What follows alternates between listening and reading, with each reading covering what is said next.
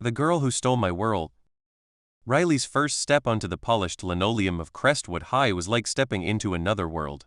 The hallway stretched before her, bustling with students who seemed to flow through the building with practiced ease. Laughter, slamming lockers, and the faint whiff of cafeteria food mixed with the sharp scent of cleaning supplies. Each sound felt louder than it should have, each movement of a student amplified in her ears.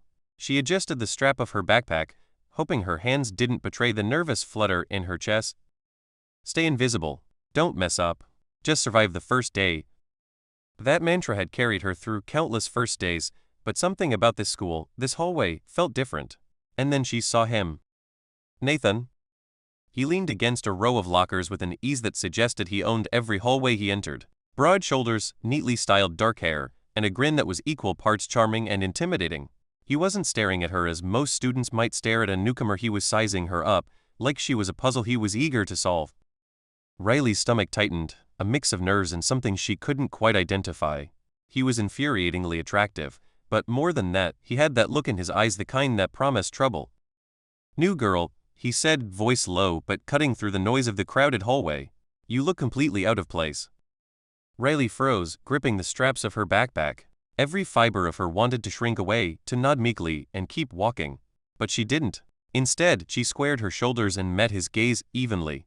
Thanks for noticing, she replied flatly, her tone neutral, but with just enough edge to show she wouldn't be intimidated. A flicker of surprise crossed his face. Most students didn't respond like that. Most students didn't respond at all. His eyebrow arched, curiosity sparking behind his confident facade. Bold, he muttered. I like that. Most kids would have cowered or stuttered. You don't. I like to start strong, Riley said casually, shrugging as if it were nothing. Her heart hammered, but her face stayed calm. Don't give him the satisfaction of seeing you nervous. Nathan's grin widened, that confident, infuriating grin that made him impossible to ignore. Interesting. I think we're going to have fun.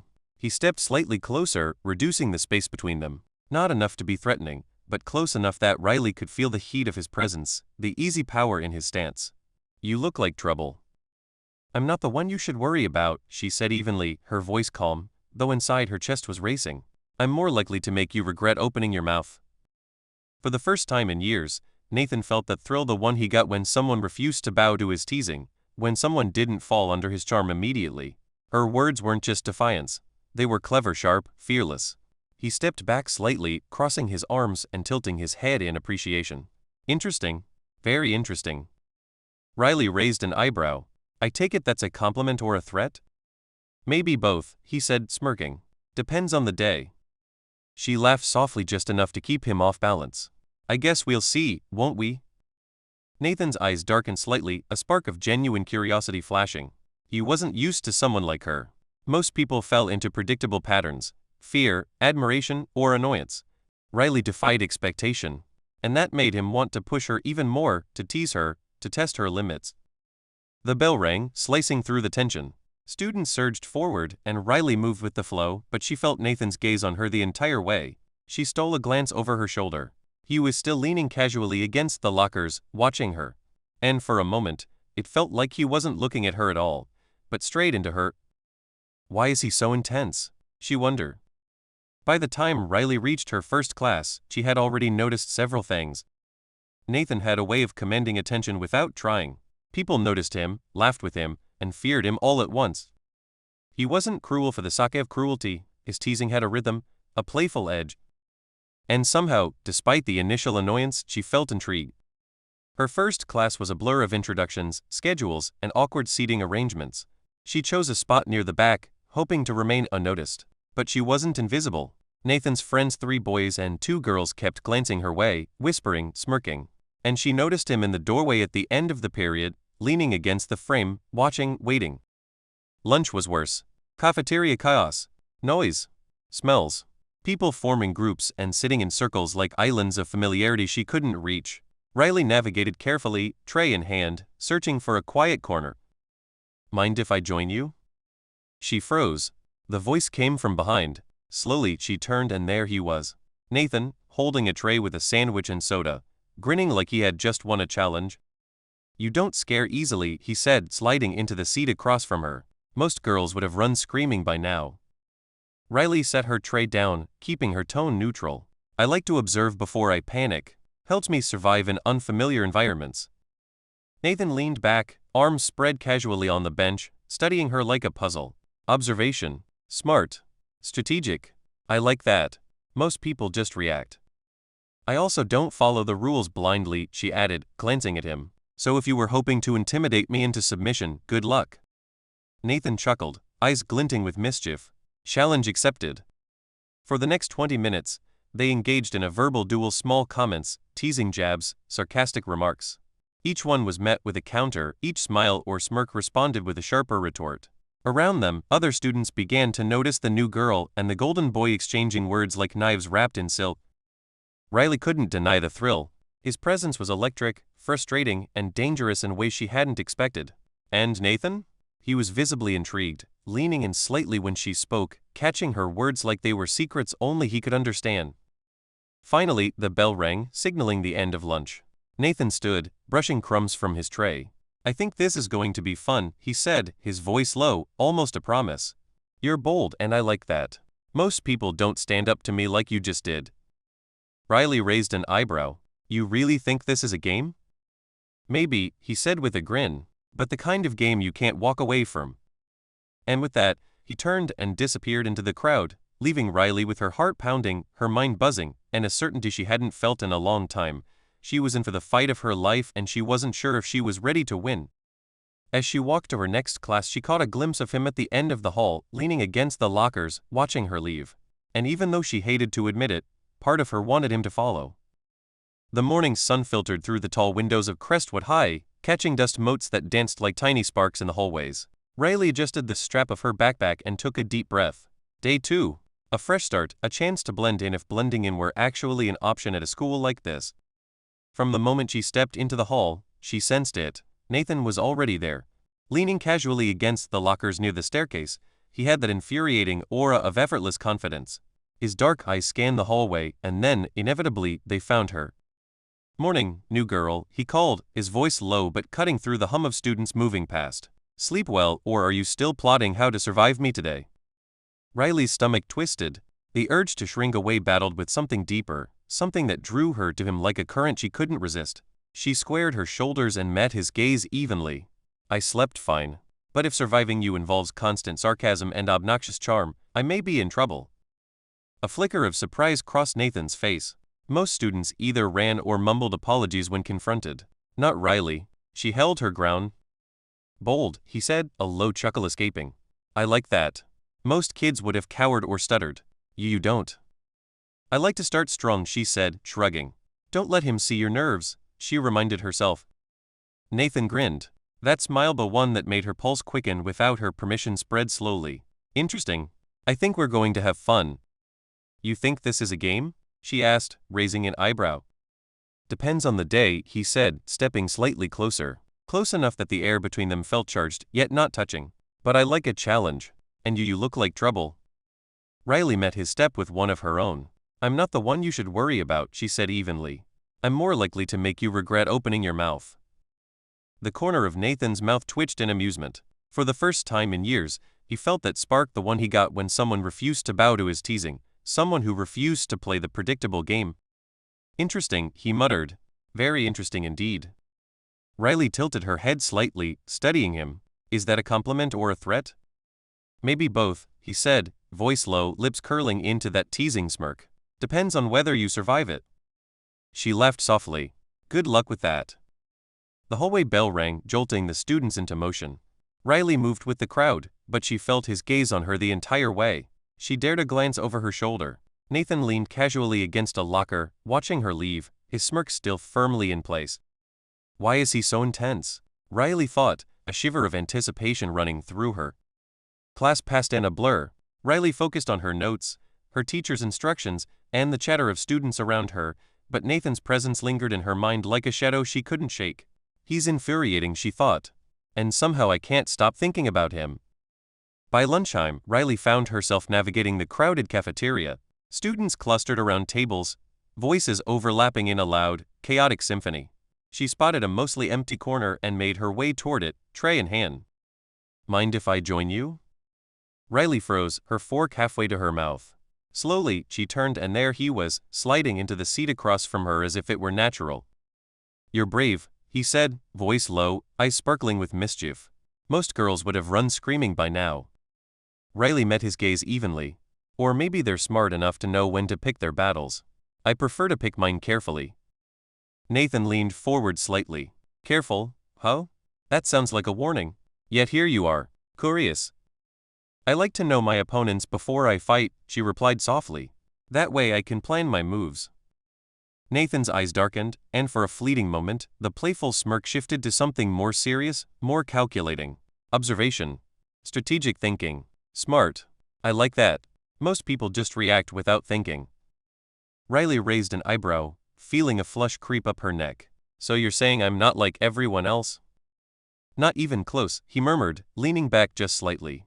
His gaze lingered on her with a mixture of amusement and something deeper, something that made her stomach twist in a way she couldn't quite name. Their verbal fencing continued through lunch. A word, a glance, a slight touch of the arm as he passed by, all deliberate, all charged. Other students began to notice, whispering behind them, amused by the tension between the new girl and the golden boy. Riley felt her chest tighten, caught in a strange mixture of irritation and exhilaration. Every interaction with Nathan was a spark, and she couldn't deny the thrill of the game. The next class was a math lecture. Riley tried to concentrate, but her mind wandered. She replayed Nathan's smirks, the way he leaned closer when he spoke, the way his eyes seemed to look straight through her defenses. She wasn't used to this. She wasn't used to someone challenging her without giving her the upper hand, to teasing her and simultaneously making her pulse race. Every time she caught him glancing her way, her heart flipped. During a break, Nathan appeared again, leaning against the doorway with that infuriating grin. "Hey," he said casually, but his eyes were locked on hers. "You're not avoiding me, I notice." "I'm focused," she said, standing her ground. "Focused, Nathan. Not staring contests." "Staring contests are part of strategy," he countered, stepping closer. "And judging by that glare, I'd say you're considering your next move." Riley's lips twitched in a half-smile. "Maybe I am. But you're going to have to wait and see." He leaned even closer, their faces mere inches apart. "Patience isn't my strong suit," he said softly, voice low and teasing. "Lucky for you. I like a challenge." Her pulse jumped. She felt the warmth of him near, the faint brush of air between them as his presence loomed. "He's infuriating," she thought. "And yet I can't look away." The day continued with small confrontations and teasing encounters. In the library, Nathan appeared, pretending to read, but clearly watching her as she studied. In the gym, he lingered near the bleachers, tossing a ball casually while keeping her in his line of sight. Each encounter was a game, a challenge, a slow dance of words, glances, and tiny gestures that pulled her in. By the time the final bell rang, Riley was exhausted. Not physically but emotionally. Nathan had a way of making her think, react, feel things she wasn't ready to admit. And yet, even with all the teasing, all the tension, there was something she couldn't shake, a pull toward him, a spark that promised danger, excitement, and perhaps something more. As she stepped out into the late afternoon light, she saw him at the end of the hall, leaning against the wall, watching her leave. Their eyes met, and for a fleeting second, the teasing smirk softened into something almost unreadable. The autumn afternoon air had a crisp edge, carrying the faint scent of fallen leaves and distant smoke from someone's chimney. Riley had barely escaped the chaos of the school day when she realized she wasn't alone on the quiet side path that led to the parking lot. "Fancy meeting you here," Nathan's voice cut through the air, casual, but laced with intention. He leaned against the brick wall near the fence, arms crossed, that infuriating grin of his in place. Riley's first instinct was to pivot and walk the other way. But something in her chest told her not to. This was a challenge, and she didn't back down from challenges. Not anymore. "What do you want, Nathan?" she asked, her tone steady, masking the rapid flutter of her heartbeat. "I could ask you the same thing," he said smoothly. "Seems like the universe keeps throwing us together." Riley crossed her arms. "Or maybe it's just you stalking me." Nathan chuckled. "Stalking? Bold accusation. I prefer strategically observing. Besides, you make it hard to stay away." Her lips twitched in a half-smile, though she scowled to hide it. "I highly doubt that. I'm not that interesting." "Not interesting?" he echoed, stepping closer, forcing her to tilt her head up to meet his gaze. "Riley, you're infuriatingly interesting. That's exactly why I can't stop teasing you." The words were casual, playful even, but the way he said them, the way he looked at her, made her chest tighten. She was suddenly very aware of the space between them, aware of how close he had come, aware of the faint warmth radiating from his jacket in the chilly air. "I'm not easily impressed," she said, trying to regain control of the conversation. "So if this is your version of flirting, I suggest you step up your game." Nathan's eyes narrowed slightly, a spark of challenge igniting. "Oh, don't worry. I'm just getting started." The tension stretched, thick and electric, like a wire straining before a spark. Neither moved, neither blinked first. Around them, the quiet of the school grounds made every word, every breath, every subtle gesture feel magnified. Finally, Riley broke the silence with a sly smirk. "You think you can intimidate me just because you have a confident grin and a perfect posture? Not happening." Nathan laughed softly, a sound that made something coil tight in her chest. "Intimidate you? No. I'd never attempt that. I'm just curious. Observing. Testing boundaries." She raised an eyebrow. "Testing boundaries? That's a polite way of saying you enjoy seeing people squirm." "Only when they make it fun," he said, stepping slightly closer. Their shoulders brushed. Riley felt a jolt of electricity shoot through her. "And you make it impossible not to have fun." Riley's pulse raced. She wanted to step back, to regain her composure, to remind herself that he was trouble. But a small, reluctant part of her, the part that had been silently waiting for a spark like this, wanted to lean in, to test the boundary herself. "Careful," she warned, though her voice betrayed a tremor she didn't intend. "If you keep talking like that, I might actually start enjoying this." Nathan's grin widened, that infuriating, magnetic grin. "Oh, I think we both know you're already enjoying it. You just refuse to admit it." Her eyes narrowed. "You're impossible." "Exactly," he said smoothly, stepping even closer. "And yet you like it." Riley's chest tightened, her thoughts spinning. This was exactly the kind of dangerous, thrilling tension she hadn't experienced in years. It made her want to push back, tease harder, and yet, simultaneously, it made her want to let her guard down. A sudden rustle of leaves drew their attention. A janitor wheeled a cart down the path, forcing them to pause and adjust their positions slightly. Riley used the moment to step back a fraction, regaining some semblance of composure. "You know," she said carefully, "I don't usually let people get this close on day 2. Nathan's expression softened, just for a moment.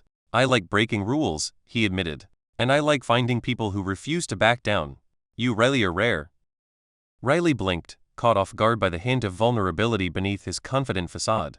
For the first time, she realized Nathan wasn't just teasing because it was fun.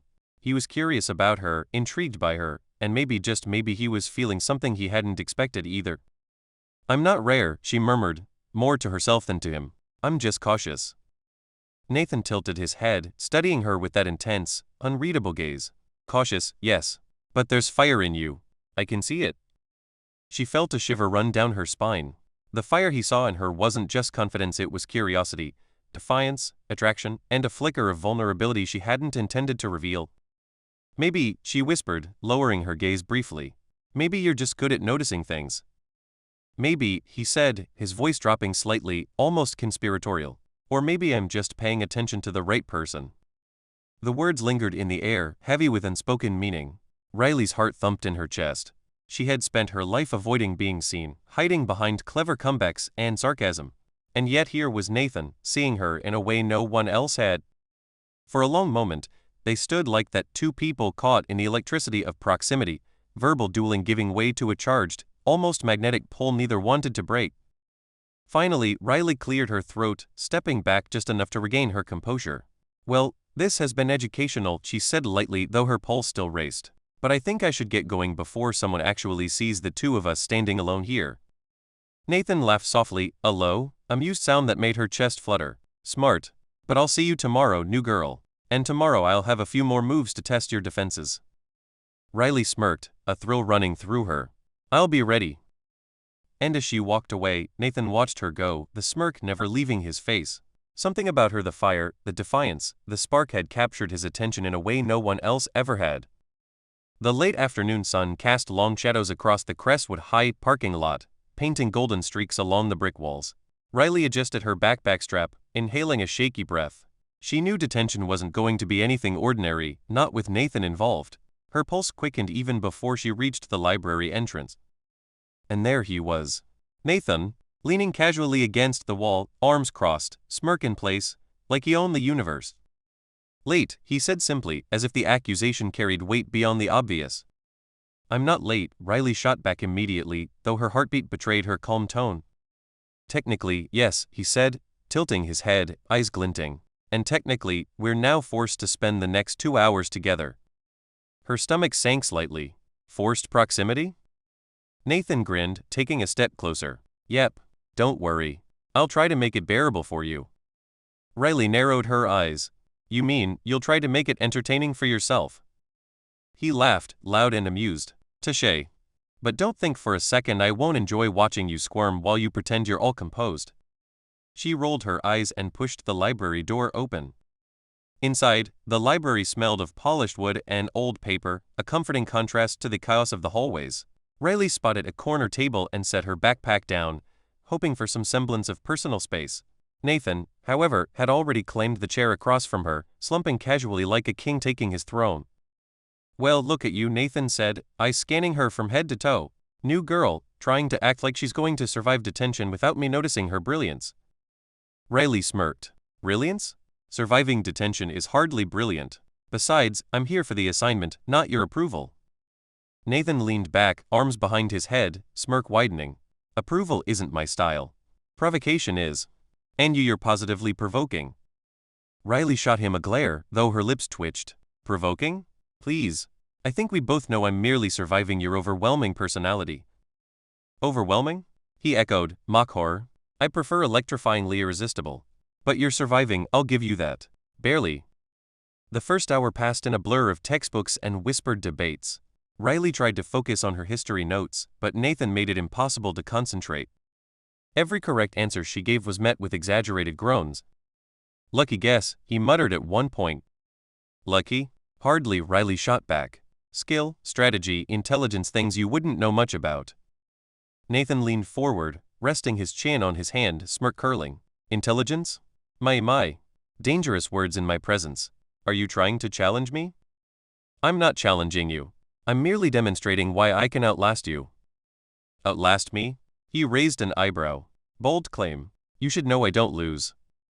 Riley leaned forward, voice dropping slightly, teasing him. Maybe, but you haven't met someone willing to push you yet. Nathan's eyes flickered with something like admiration or maybe excitement. Challenge accepted, he said, leaning back, but watching her like a hawk. Hours dragged on, but their verbal fencing didn't slow. Every glance, every micro-moment was electric. Nathan reached for a textbook at the same time as Riley, their hands brushing. Oh, he said, smirking, delicate hands. Usually this reactive, or am I special? Riley's chest warmed. Reactive? No. I'm testing your reflexes. So far mediocre. Nathan chuckled, leaning closer. Mediocre? I think you underestimate me. I adapt. Strategically. Strategically? She shot back, smirk tugging at her lips. We'll see how well you adapt when I start raising the stakes. As the library emptied, the tension thickened. Nathan leaned casually against the edge of the table, eyes glinting. You know, he said softly, voice teasing, I like that you pretend not to enjoy this. But you're hooked. I can tell. Riley froze, internal panic and exhilaration colliding. I'm not hooked, she said quickly, forcing a smirk. I'm just enduring. Enduring? Huh? Nathan echoed, eyebrow raised.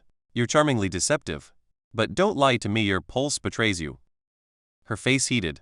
You're insufferable. And you are entertaining, he countered. Every word, every glance, it's like a battle I can't stop fighting. She groaned inwardly, resisting the undeniable pull. Why does he have to be this infuriatingly magnetic? Small physical sparks happened constantly, an accidental brush of elbows, knees bumping, fingers grazing over paper. Each micro-touch sent jolts through Riley's chest. She hated it. And yet it was thrilling. Nathan noticed, of course. Every time she flushed or flinched, he smirked just slightly, teasing her silently. Careful, he murmured at one point. You're blushing again. Dangerous habit. I'm not blushing, she snapped, though her ears burn. You're so cute when you lie, he whispered, leaning just close enough to make her pulse spike. Riley's hands trembled slightly as she adjusted her notes. Focus, she told herself. Focus. But focus was impossible. A sudden cough from a passing student broke the tension briefly, giving Riley a moment to collect herself. But Nathan used it as an opportunity. You were going to say something, weren't you? He asked, smirking. Something clever, something witty, probably about how I'm infuriating. Go on. Riley lifted her head, meeting his gaze evenly. Infuriating? You think that's an insult? It's a fact. Fact or flattery? He asked, voice dropping, teasing. You can't decide, can you?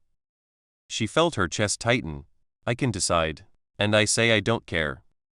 Nathan leaned back, smirk softer now, a glimmer of something unreadable in his eyes. That's the spirit, he murmured.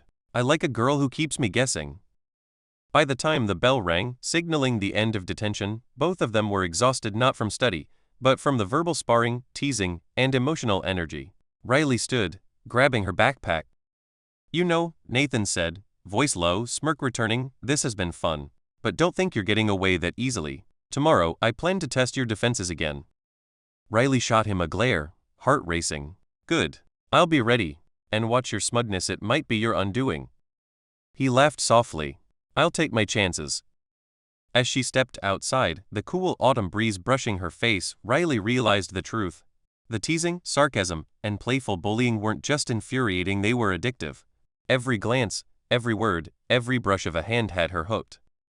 The morning sun painted golden streaks across the Crestwood High courtyard, but Riley hardly noticed. She was hyper-aware of every glance, every whisper, every slight shift in the flow of students around her. The previous day's detention had set a dangerous precedent. Nathan had proven he could see right through her sarcasm, he could provoke her, and worst of all, he could make her pulse race without even trying. As Riley rounded the corner near the lockers, a small cluster of students caught her eye. They were whispering, glancing at her, and then glancing at someone else. Nathan, of course, leaning against a locker with that infuriating smirk. Morning, Riley, he called, voice low and dripping with playful menace. Looks like you've become the talk of the school. Riley froze. The talk? She asked cautiously, masking the flutter in her chest.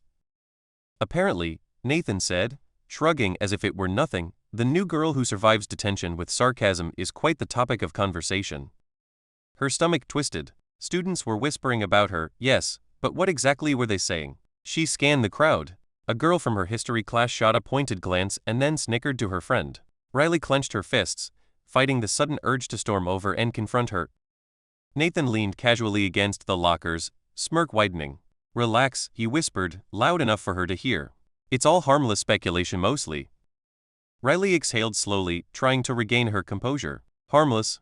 You started this. Me? Nathan feigned shock. I merely commented on observable facts. You retaliated so charmingly. Charming? Retaliation? Riley echoed, voice dripping with sarcasm. You mean mocking me every second of detention? That's what you call charming? Nathan grinned. Exactly. I call it entertaining. For both of us, of course.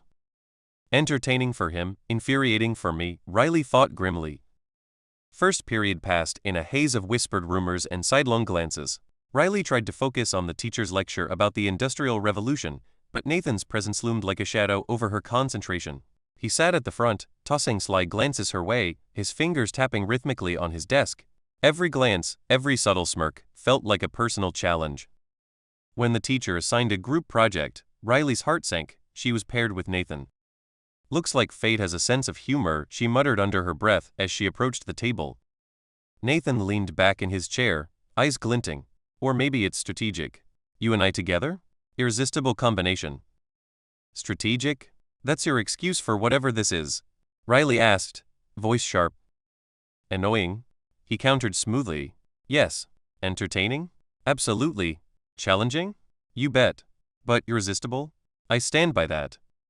Riley groaned, trying to focus on the assignment. But even while writing, she couldn't escape the weight of his gaze, the teasing tone in his voice, the dangerous glint in his eyes every time he leaned close.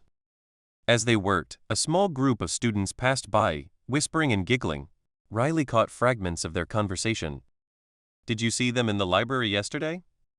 She's so bold talking back to him. They're definitely something. Her face heated instantly. She looked at Nathan, suspicion in her eyes. You didn't? Nathan shrugged innocently.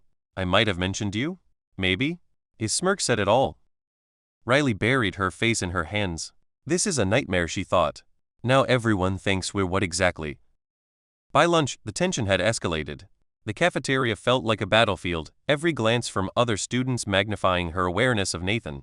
She tried to pick a quiet corner, but he slid into the seat across from her like he owned it. Looks like your admirers are waiting, Nathan said, voice low, teasing. Riley groaned. Your fault. Exactly, he said with mock seriousness. I only report facts. Besides, you're the one everyone's talking about. I merely comment. You're insufferable, she muttered, but the twitch of a smile betrayed her. Delightful, he countered, voice softening slightly. You're infuriating, but I kind of like it. Riley's pulse skipped. She hated how much that small, almost vulnerable tone affected her. Gym class was the next escalation. Riley had hoped physical activity would help her think about something other than Nathan. She was wrong. Every dodgeball, every stretch, every close passing space became a stage for teasing. At one point, Nathan deliberately threw a ball toward her that required close proximity to catch. Their arms brushed. He smirked, leaning slightly closer than necessary. Careful, he murmured, low and teasing. Wouldn't want you to get hurt. I can handle it, Riley shot back, trying to mask the jolt that ran through her body. Sure, Nathan said, voice dropping slightly, teasing. But can you handle me? Her stomach twisted. She glared, but the warmth in her chest betrayed her. You're infuriating. And you, he said softly, letting the words linger, are impossibly intriguing. Nearby classmates noticed, snickering and whispering. Riley cursed under her breath. After school, the whispers didn't stop. Riley walked home, replaying every glance, every smirk, every teasing remark. Nathan's influence was everywhere. He was a storm, teasing her relentlessly, and yet somehow making her crave it. Meanwhile, Nathan lingered on campus, watching Riley's retreating figure. He was exhilarated and frustrated. No one had ever matched his teasing. No one had ever fought him back with wit, sarcasm, and sharp intelligence. And no one had ever made him want to bend the rules, slow down, and see her up close again. The next morning Riley felt it before she even saw it, a prickling tension in the air, subtle but undeniable. Something had shifted overnight, a ripple from the day before that she hadn't anticipated. She tried to focus as she walked through the hallways, but every glance felt heavier, every whisper sharper. Nathan, of course, was at his usual spot by the lockers, leaning casually, smirk in place. But this time, there was a noticeable difference. A group of students, girls she vaguely recognized from cheer practice and the art club, were clustered nearby, whispering, giggling, and shooting glances at him and then at her. Riley stiffened. Oh, this isn't good, she thought, adjusting the strap of her backpack. Whatever's happening, it's going to involve him. Nathan caught her gaze immediately, tilting his head, eyes glinting. Morning, new girl. You're popular today. Popular? Riley echoed, suspicious. Explain. He leaned casually closer, smirk curling. It seems the rumor mill is working overtime. Apparently, everyone wants to know what's going on between us. Her stomach sank. Between us? Exactly, Nathan said, shrugging as if it were obvious. You and I obviously entertaining. Sparks, tension, witty repartee, irresistible combination. Riley groaned inwardly. Irresistible combination? Is he serious? She pushed past him, trying to ignore the whispered comments from the girls nearby. By first period, the gossip had already spread. Riley could feel the stares from her classmates, the sly smiles, the whispered commentary. She tried to focus on the lesson, but every glance toward Nathan made her pulse quicken. He didn't help matters. He passed notes to his friends with subtle smirks, each glance in her direction like a spark to a powder keg. During group work, she was paired with him again. Of course. Looks like fate loves testing me, she muttered under her breath. Nathan leaned in, voice low, teasing. Or maybe it's strategic. We work well together. Sparks fly, tension rises, everyone notices. All part of the plan. Plan? Riley repeated, narrowing her eyes. You mean your plan to annoy me and start gossip? Precisely, he said, smirking. But also to keep things interesting. Riley sighed. You're impossible. And yet Nathan's tone dropped slightly, almost intimate. You keep coming back for more. Her chest tightened. Why does he have to say things like that? By lunch, the tension had escalated into full-blown jealousy. Riley had chosen a quiet table in the corner, hoping to avoid attention. But as she sat down, she noticed one of the cheerleaders lingering nearby, eyes darting between her and Nathan, lips pursed. Nathan, of course, didn't sit anywhere else. He slid into the seat across from her, leaning casually, one arm resting on the table. You know, he said softly, voice teasing, you've got some admirers today. Care to share your secrets? Riley shot him a glare. Your fault, she hissed. You started this rumor nonsense. Nathan shrugged, mock innocence in place. I only reported observable facts. You react well. And apparently people notice. Riley groaned. Insufferable. And you? Nathan leaned in slightly, voice dropping or infuriatingly captivating. Her cheeks warmed and she had to look away. This is impossible. I can't deal with this. Gym class was chaos. Riley had hoped the physical activity would give her an escape, but Nathan seemed to shadow her at every turn. Every dodgeball throw, every stretching exercise, every accidental touch became an opportunity for teasing. At one point, Nathan deliberately threw a ball toward her, forcing her to catch it close. Their arms brushed. He smirked, leaning just slightly closer than necessary. Careful, he murmured, low and teasing. Wouldn't want you to hurt yourself. I can handle it, Riley said, trying to hide the way her pulse spiked. Sure, Nathan said softly. But can you handle me? Her stomach twisted and she almost dropped the ball. She glared at him, though her lips betrayed a twitch of a smile. Nearby classmates noticed, snickering and whispering. Riley cursed under her breath. After school, Riley trudged home, the weight of her backpack nothing compared to the weight in her chest. Her legs moved automatically, one step after another, but her mind refused to slow down. Every detail of the day, the teasing glances, the smirk that made her pulse spike, the way Nathan's voice had brushed against her like a spark played over and over in her head. She hated it. She hated how much he infuriated her, how he seemed to anticipate her every thought, how he could twist a simple interaction into a game she couldn't win. And yet she couldn't stop thinking about him. That smirk, that teasing tilt of his head, the way he leaned in just slightly too close when nobody was watching. Her chest tightened at the memory and she chastised herself silently. Focus, Riley. It's just Nathan. It's just nonsense. The streets were unusually quiet, the late afternoon sun stretching long shadows across the pavement. Leaves skittered across her path, rustling under her feet, but even the familiar sights and sounds of her neighborhood couldn't distract her. Her thoughts kept returning to the brush of their arms in gym, the accidental maybe intentional touch of his hand on the textbook in detention, the way his voice had dipped low when he said things that made her heart thump. She tried to replay the moments logically, to tell herself that he was just Nathan being Nathan, arrogant, infuriating, and impossibly teasing. But logic was useless when every nerve in her body felt alive at his mere presence. She could still feel the warmth of him close to her, his faint cologne lingering in the back of her mind, and the way his gaze had pierced her even as they joked and fought with words. Why does he have to be like this? Riley wondered, shaking her head. Why does he have to make my heart race with a look, a word, a smirk? Her pace slowed as she passed the park near her street. The swing swayed slightly in the breeze and she almost imagined him there, leaning casually against a pole, that infuriating smirk playing across his lips. She bit her lip, trying to suppress a frustrated laugh.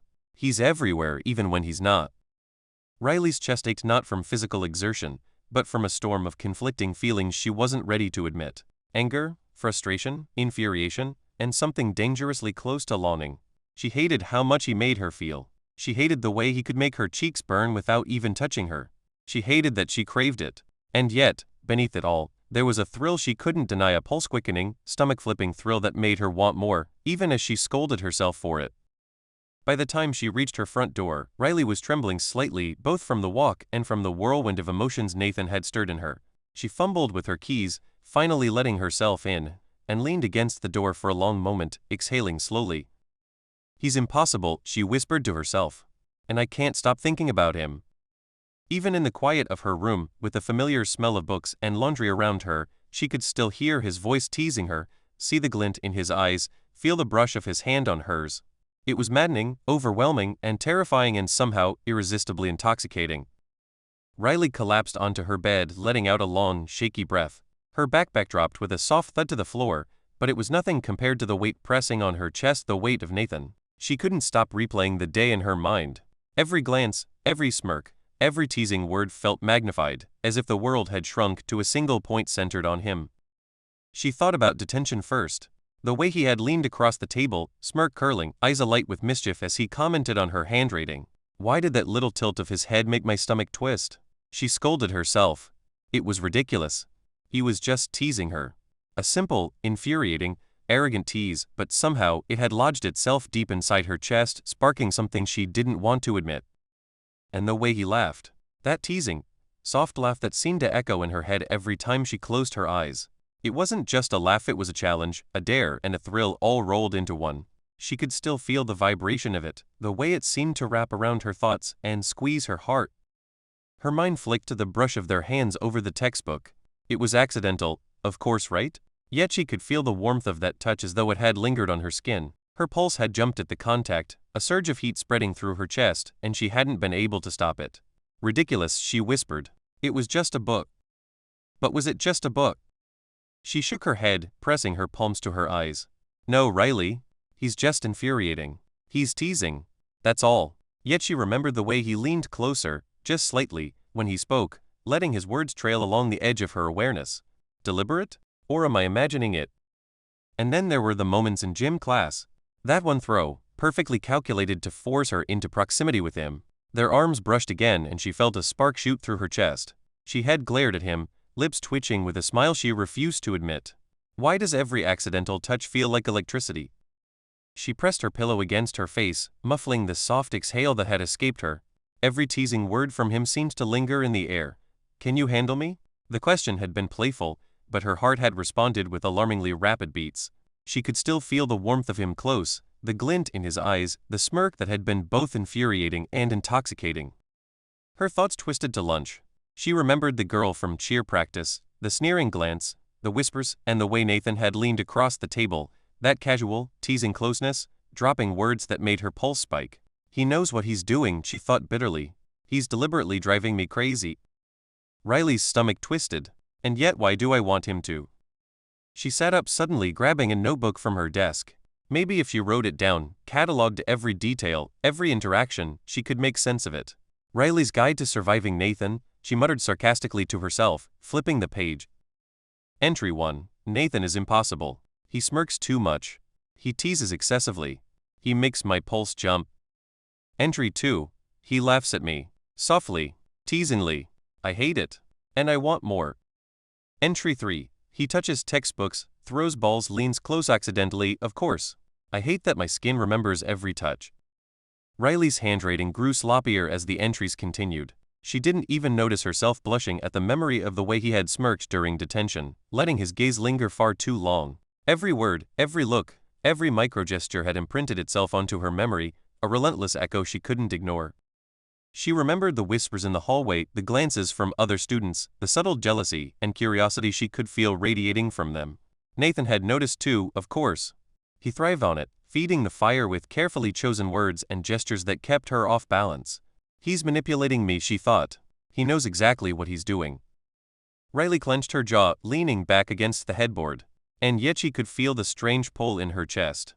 A flutter she hated to acknowledge but couldn't deny. Every time she thought of him, heat pooled in her stomach, her heartbeat quickened, and an undeniable thrill ran along her spine. I hate him. I hate how much he does this to me, she muttered. Yet a small, rebellious part of her wanted it. She wanted the teasing. She wanted the chase. She wanted the danger.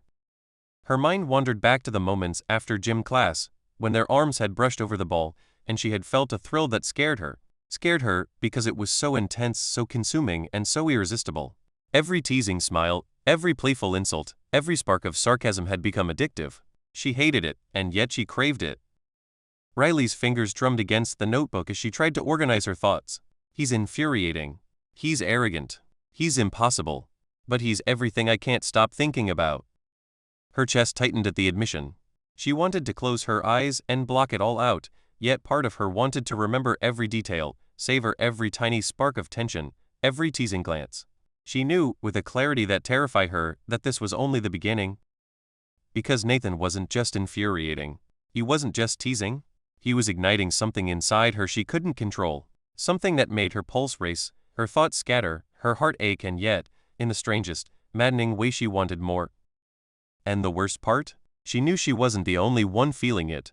That smirk, those eyes, the calculated teasing, they were designed to make people react. And Riley realized with a mix of fear and exhilaration that she was falling for it, falling for him, in ways she didn't yet understand and couldn't stop. She pressed the notebook to her chest, exhaling shakily. Outside, the sun dipped lower, casting long shadows across her room.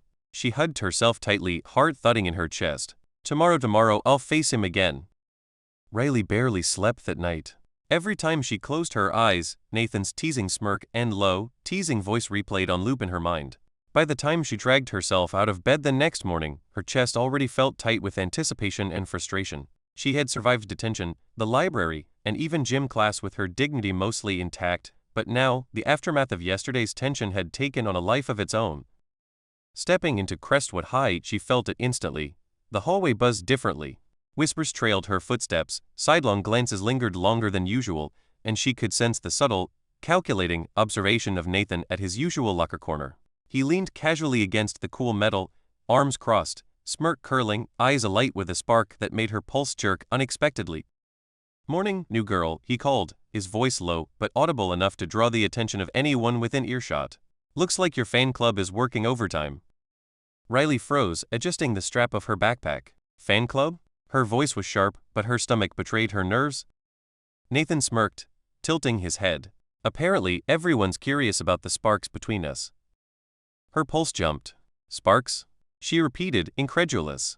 "There aren't any sparks." He leaned forward slightly, eyes glinting. "Oh, come now. You know there are. That glance in the library yesterday, your glare when I touched the book, very telling." "Sparks?" Riley swallowed, heat rising to her cheeks. "You're imagining things." "Am I?" Nathan countered, smirk widening. "Because everyone else seems to think otherwise." Riley groaned inwardly. She hated how much he enjoyed pushing her buttons, and yet, she couldn't deny the truth behind his words. Her heartbeat had betrayed her countless times, from detention to gym class, and it seemed Nathan had noticed every single one. First period was torture. Riley tried to focus on the lecture, but every glance toward Nathan felt like a spark to dry kindling.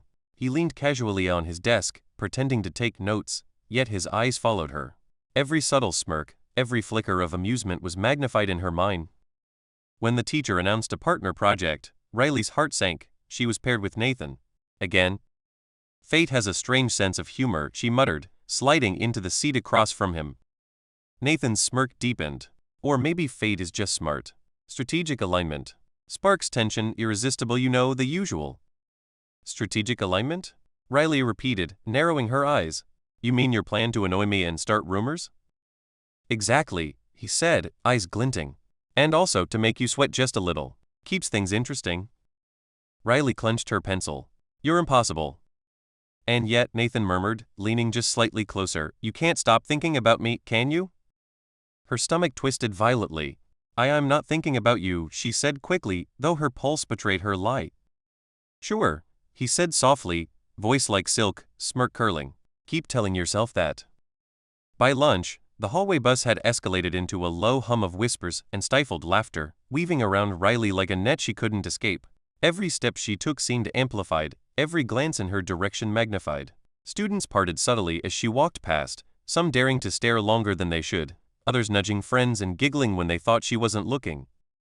Her gaze flicked toward a trio of cheerleaders stationed near the vending machines. Their eyes were sharp, calculating, and Riley could almost feel the invisible heat of jealousy radiating from them. They whispered under their breaths, each word carefully punctuated with sidelong glances at Nathan, who was lounging against a locker like he owned the world. The subtle smirks, the rolling of eyes, the tiny head tilts, they were obvious. Nathan had left a trail, and these girls were following it. Riley's stomach twisted with frustration. Of course, she thought. As if I needed extra eyes watching every move I make. As if he wasn't already infuriating enough. Nathan, never one to miss an opportunity, caught her glare and sauntered over to the cafeteria table she had claimed, sliding effortlessly into the seat across from her. His smirk was infuriatingly perfect, eyes glinting with amusement, as though he had orchestrated the entire spectacle for his own entertainment. "Seems your admirers are watching closely today," he said, voice low, teasing, just enough to make Riley's ears burn. Riley huffed, crossing her arms over her chest. "Your fault." "Exactly," he said smoothly, leaning back and draping one arm over the back of the chair, his casual posture radiating effortless confidence. "I just make sure the facts are observable." Riley's chest tightened. "Observable? That's your excuse?" Her voice had a sharp edge, but inside, a flutter of something unnameable stirred.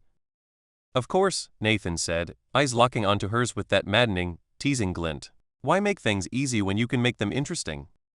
Riley pressed her lips together, biting back the instinctive retort. Her heartbeat drummed loudly in her ears, each pulse like a countdown she didn't want to acknowledge. She could feel the subtle heat of him across from her, the faint cologne he always seemed to wear, The effortless way his presence commanded attention. It made her chest ache in a way that frustrated her, made her pulse race in a way she refused to admit, and yet she couldn't look away. She caught movement from the corner of her eye, the cheerleaders leaning slightly closer, exchanging whispered comments, glancing again at Nathan, and then at her. Riley's jaw tightened. Jealousy swirled, not entirely her own. She was partly irritated at the intrusion, partly aware that the subtle tension Nathan created in their presence was intoxicating. Nathan's voice broke through her spiraling thoughts, low and deliberate. "Don't worry. I know how to handle my audience." His eyes held hers, teasing, daring, and a little intimate in a way that made her pulse stutter. Riley wanted to snap, to tell him to stop, to get up and escape, but a small, infuriating part of her wanted to stay, wanted to see how far he'd push, wanted to feel the tension he created with each word, each glance, each carefully measured pause. Her chest ached, her pulse raced, and she realized, with a mix of frustration and reluctant thrill, that Nathan had her exactly where he wanted her. The bell rang and students began filing into the cafeteria proper. Riley straightened, pulling her thoughts together, trying to act unaffected, but inside, her heart was still racing. Nathan leaned in slightly, almost imperceptibly, and whispered, just above her ear, "Don't pretend you don't like it." Riley's breath hitched, and she had to look away, cheeks flushing. "I do not like it," she muttered, though her voice betrayed her. Nathan's smirk widened. "Sure. Keep telling yourself that." Even as Riley tried to focus on her lunch, every corner of the cafeteria seemed charged with tension. The whispers, the glances, the subtle electricity between them. It was maddening, exhilarating, and terrifying all at once. The gym felt louder than usual. Every sound exaggerated: the sharp squeak of sneakers, the echo of laughter bouncing off the walls, the shrill whistle cutting through the air like a warning Riley wasn't sure she was ready to hear. She adjusted the strap of her gym bag and stepped onto the court, already bracing herself. And then she saw him. Nathan stood near center court, sleeves pushed up, spinning a basketball with careless ease. He looked completely at home, like the chaos of the gym bent around him instead of the other way around. When his eyes found Riley, his mouth curved not into a full grin, but that smaller, knowing smirk that always made her chest tighten before she could stop it. It wasn't loud. It wasn't obvious. It was personal. Riley rolled her eyes and looked away, but it was too late. He'd already noticed her noticing him. "Wow," Nathan said as he drifted closer, voice easy, conversational, like they weren't standing in a room full of people. "You look thrilled to see me." "I wasn't looking at you," Riley replied immediately. He tilted his head. "You say that every time." "And it's true every time." Nathan chuckled under his breath. "Sure. And I spin basketballs just for the exercise." Before she could respond, the coach shouted for everyone to line up. Teams were assigned quickly, names called out over the noise. Riley felt a flicker of relief when she realized they weren't on the same team, which vanished the moment Nathan caught her eye again and mouthed, "Too bad." The whistle blew.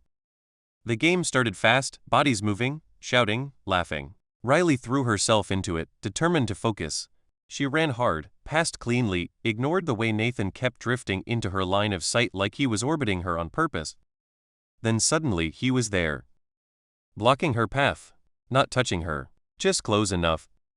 "You're telegraphing your moves," he said casually as she tried to slip past him. She stopped short. "You're not my coach." "No," he agreed, leaning slightly closer, lowering his voice. "But I'm paying attention." Her pulse jumped, irritatingly loud in her ears. "Get out of my way." Nathan raised an eyebrow. "Say please." Riley scoffed and pivoted, brushing past him, except she misjudged the space, and her shoulder bumped his chest. It wasn't hard. It wasn't dramatic. But it lingered. She felt the solid stillness of him, the way he didn't immediately move away, and for half a second she forgot how to breathe. Nathan's voice dropped, softer now. "Careful." "I'm fine," she snapped, stepping back too quickly. He smiled, not teasing this time. "Curious. You always say that too." The ball came back into play, but the rhythm between them was off now, charged. Every time Riley moved, Nathan mirrored her. Every time she tried to outmaneuver him, he anticipated it, like he knew her better than he should. "You're trying too hard," he said when she lunged for a pass and missed by inches. She glared at him. "You love hearing yourself talk, don't you?" "Only when you're listening." She caught the ball on the rebound and shot back. "I'm not." Nathan jogged alongside her, close enough that she could hear his breath. "You were." You just don't like what it means. That made her stumble. Just slightly. He noticed. Wow, he said lightly. Did I distract you? No, she lied. He leaned in as they waited for the next play, voice low and infuriatingly gentle. Riley, you don't have to pretend with me. Her heart slammed against her ribs. Stop saying my name like that. Like what? Like you're trying to figure me out. His expression shifted just a crack in the smirk, something thoughtful slipping through. What if I already am? The whistle shrieked again. Play resumed, but the tension didn't break, it coiled tighter. Later, as Riley guarded him, their hands brushed, reaching for the ball. It was quick, innocent. But neither of them pulled away immediately. Nathan looked down at her, eyes searching her face. You don't back down, he said quietly. Most people do. Her voice came out steadier than she felt. I don't like bullies. A B. Then, softer, good. I don't like boring. They separated when a teammate shouted, but something stayed behind in the space between them. By the end of class, Riley was exhausted in a way running couldn't explain. As they headed toward the lockers, Nathan slowed beside her. You know, he said casually, we make a pretty good team, even when we're not on the same side. She didn't look at him. Don't read into it. I don't, he replied. I let you do that. She stopped walking. Why do you keep doing this? He turned to face her fully now. Doing what? This, she said, gesturing vaguely between them. Pushing. Teasing. Watching.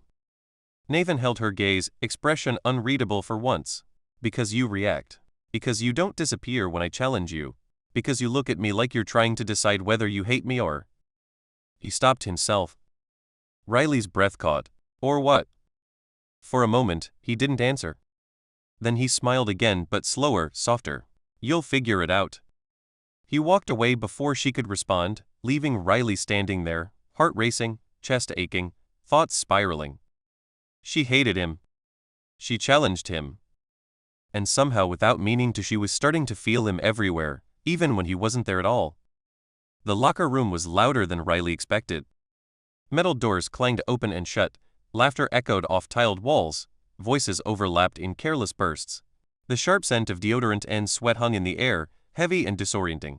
Riley moved stiffly toward an empty bench, her pulse still racing from gym class, Nathan's unfinished sentence looping relentlessly in her mind. Because you look at me like you're trying to decide whether you hate me or what? She shoved her bag onto the bench harder than necessary and bent to untie her sneakers, fingers clumsy. Her chest still felt tight, like something had been pulled too far and left vibrating. She told herself to breathe. Then she heard his voice. Not close. Not meant for her. But unmistakably Nathan. Riley froze. I'm telling you, it's just entertainment, he was saying, tone casual, almost lazy. She pushes back. That's all. Riley's fingers curled around her shoelace. Another voice, one of his friends, laughed. So what, she's just another project? Nathan scoffed lightly. Relax. It's not that deep. The words hit harder than any shove ever could. Not that deep. Riley straightened slowly, her stomach sinking, heat flooding her face, not embarrassment this time, but something sharper, something colder. The locker room noise faded into a dull roar as her mind filled in the gaps faster than she could stop it. Entertainment. A project. Not that deep. Of course. Of course that's what this was to him. She stayed perfectly still, heart pounding, so loudly she was sure someone must hear it. A part of her wanted to stand up, to confront him, to demand clarification, but another part, quieter and aching, told her she already had all the answers she needed. Nathan's voice drifted again, closer now, as if he were moving through the locker room.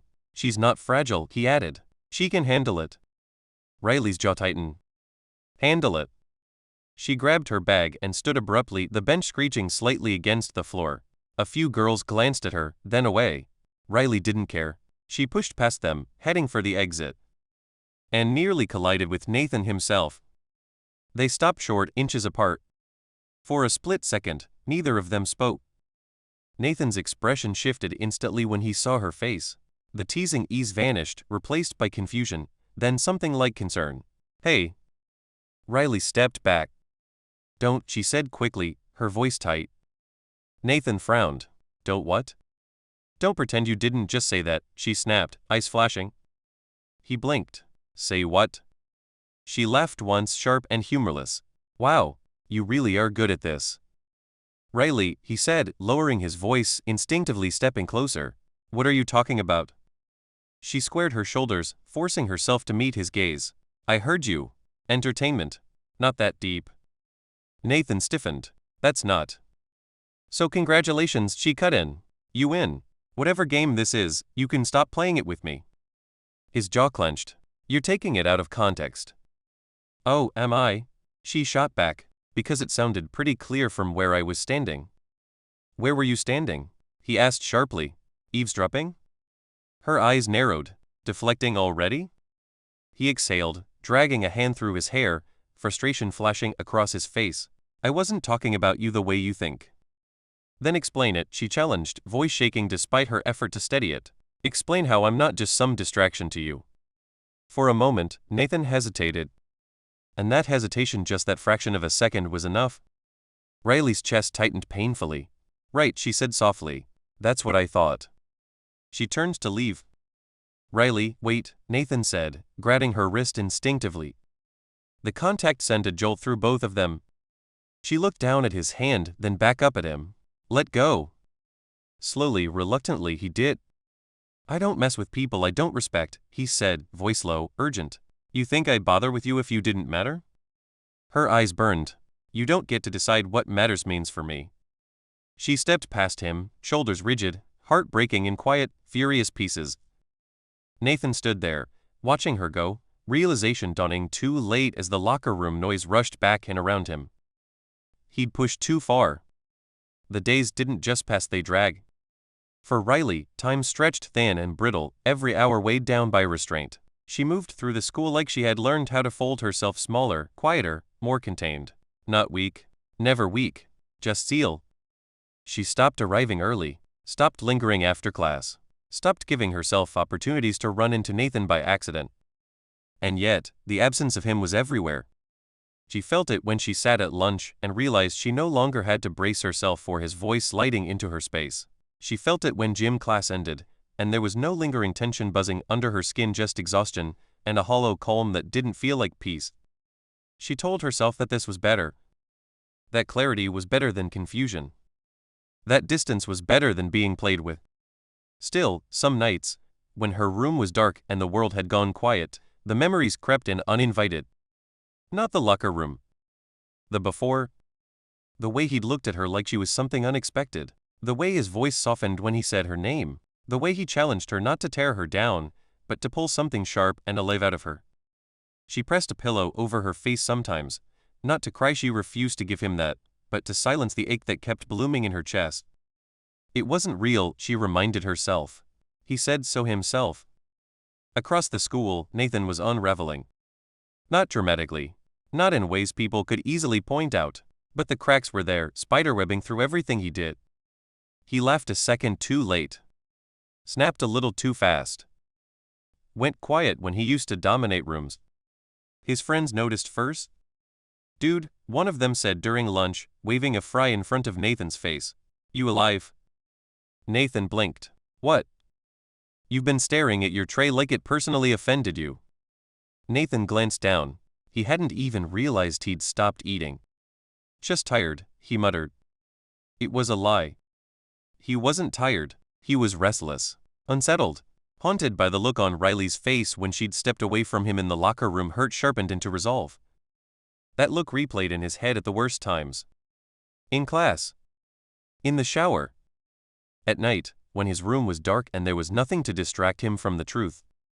He hadn't meant it the way she heard it. But intentions didn't matter when damage had already been done. He tried again to talk to her 2 days later. Caught her after English, heart pounding like it was his first real risk.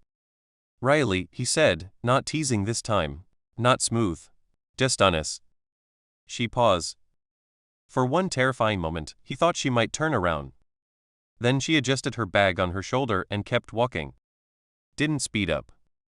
Didn't slow down. Didn't look back. That hurt more than if she'd yelled. Nathan leaned against the wall after she disappeared down the hall, jaw clenched, chest tight. For the first time, it really hit him that he might not get the chance to explain. that this wasn't a game he could talk his way out of. Riley, meanwhile, felt every attempt he made like a bruise pressed too often. She felt his presence before she saw him, felt the air shift when he was nearby, felt the pull and hated herself for it. Once, in chemistry, she accidentally reached for the same beaker he did. Their fingers brush. It was nothing. And everything. She flinched like she'd been burned and pulled away instantly, heart slamming, eyes fixed stubbornly on the table. Nathan froze, hand still hovering in the air, the smallest flicker of pain crossing his face. She didn't look up. If she did, she might break.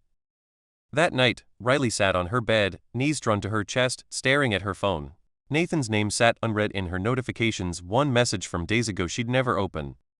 She didn't delete it. She just let it sit there. Proof that something had existed. Proof that it had ended. Nathan lay awake that same night, phone in his hand, thumb hovering over her name. He typed. Deleted. Typed again. Deleted again. Finally, he set the phone face down on his chest and stared at the ceiling, jaw tight, eyes burning. He'd never cared like this before. Never sat with regret this heavy. Never wanted someone who wouldn't even look at him anymore. And Riley, strong, guarded, resolute, was learning the hardest truth of all. That shutting someone out didn't mean they stopped living inside you. It just meant you carried them alone. Weekend finally rolls around. The mall was crowded in that lazy, weekend way, families drifting between stores, music humming faintly from hidden speakers, the air thick with perfume, sugar, and noise. Riley walked beside a friend, hands tucked into the sleeves of her hoodie, trying to enjoy the normalcy of it, trying to convince herself that this was just another Saturday. She almost succeeded. Until she felt it. That subtle, unmistakable shift in the air like a thread pulled tight. She looked up. Nathan stood near the escalator, half-turned, laughing at something one of his friends said. He looked different outside of school. More relaxed. Less guarded. Like the version of him she used to catch glimpses of when his teasing dropped for half a second too long. Their eyes met. The laughter on his face faded instantly. Hope flashed there, raw, unguarded, almost painful in its intensity. Riley's chest tightened. And then she looked away. Deliberately. She didn't stop walking. Didn't slow. Didn't even acknowledge that he existed. Nathan's smile died completely. Hey, wait, he said instinctively, already stepping away from his friends. Riley heard him. Of course she did. She didn't turn around. Her friend glanced at her. Was that? Keep walking, Riley said quietly. Nathan caught up in 3 long strides, stopping just ahead of her, forcing her to halt unless she wanted to crash into him. He looked uncertain, like he hadn't expected this version of her, like he'd spent the week rehearsing lines that no longer mattered. Riley, he said, softer than she remembered, can we talk? She met his eyes, then calm, distant, unreadable. I don't think there's anything to talk about. The words were polite. That somehow made them worse. Nathan swallowed. I've been trying to explain. She stepped around him.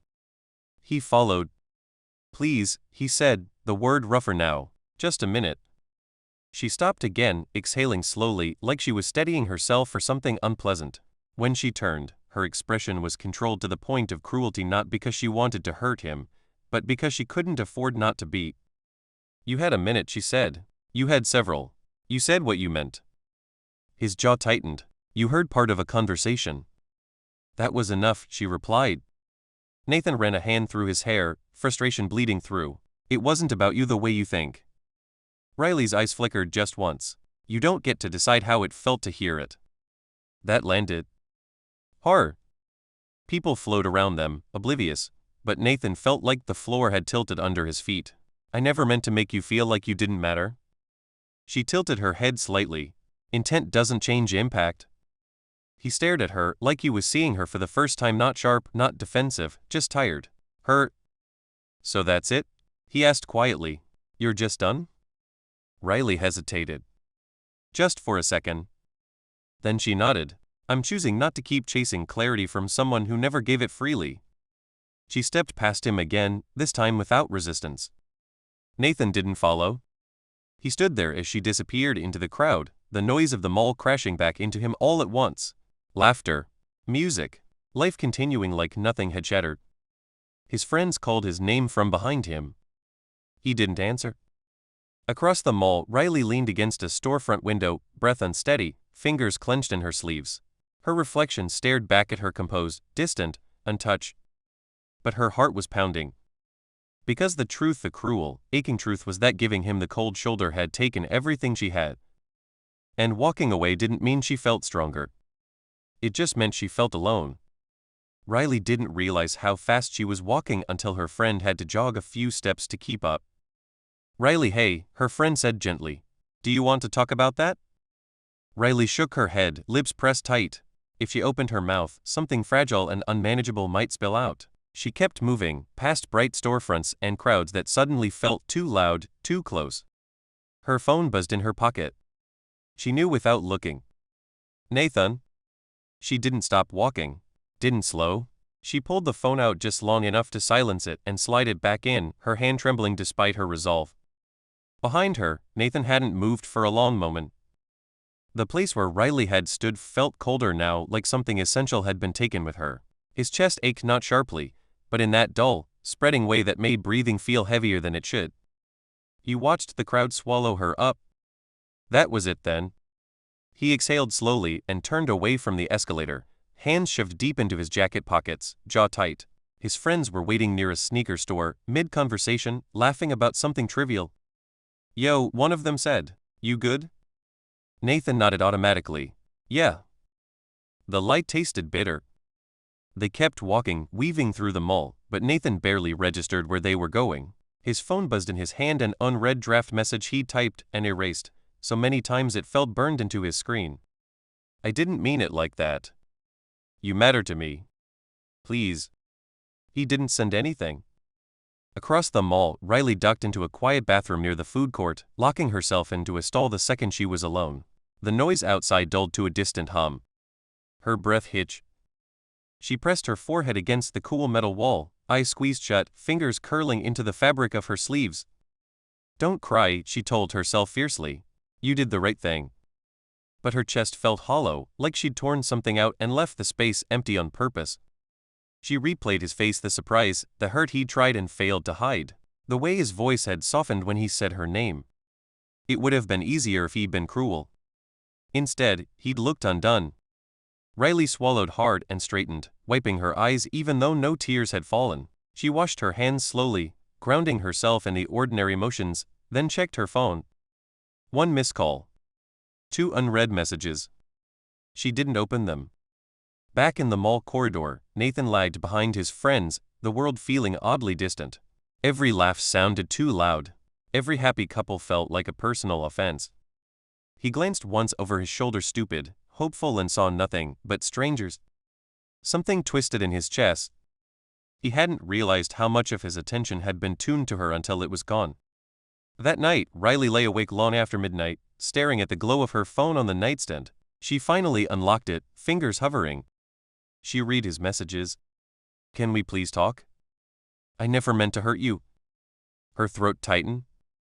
She set the phone back down without replying, turning onto her side, pressing her hand to her chest as if she could steady the ache there.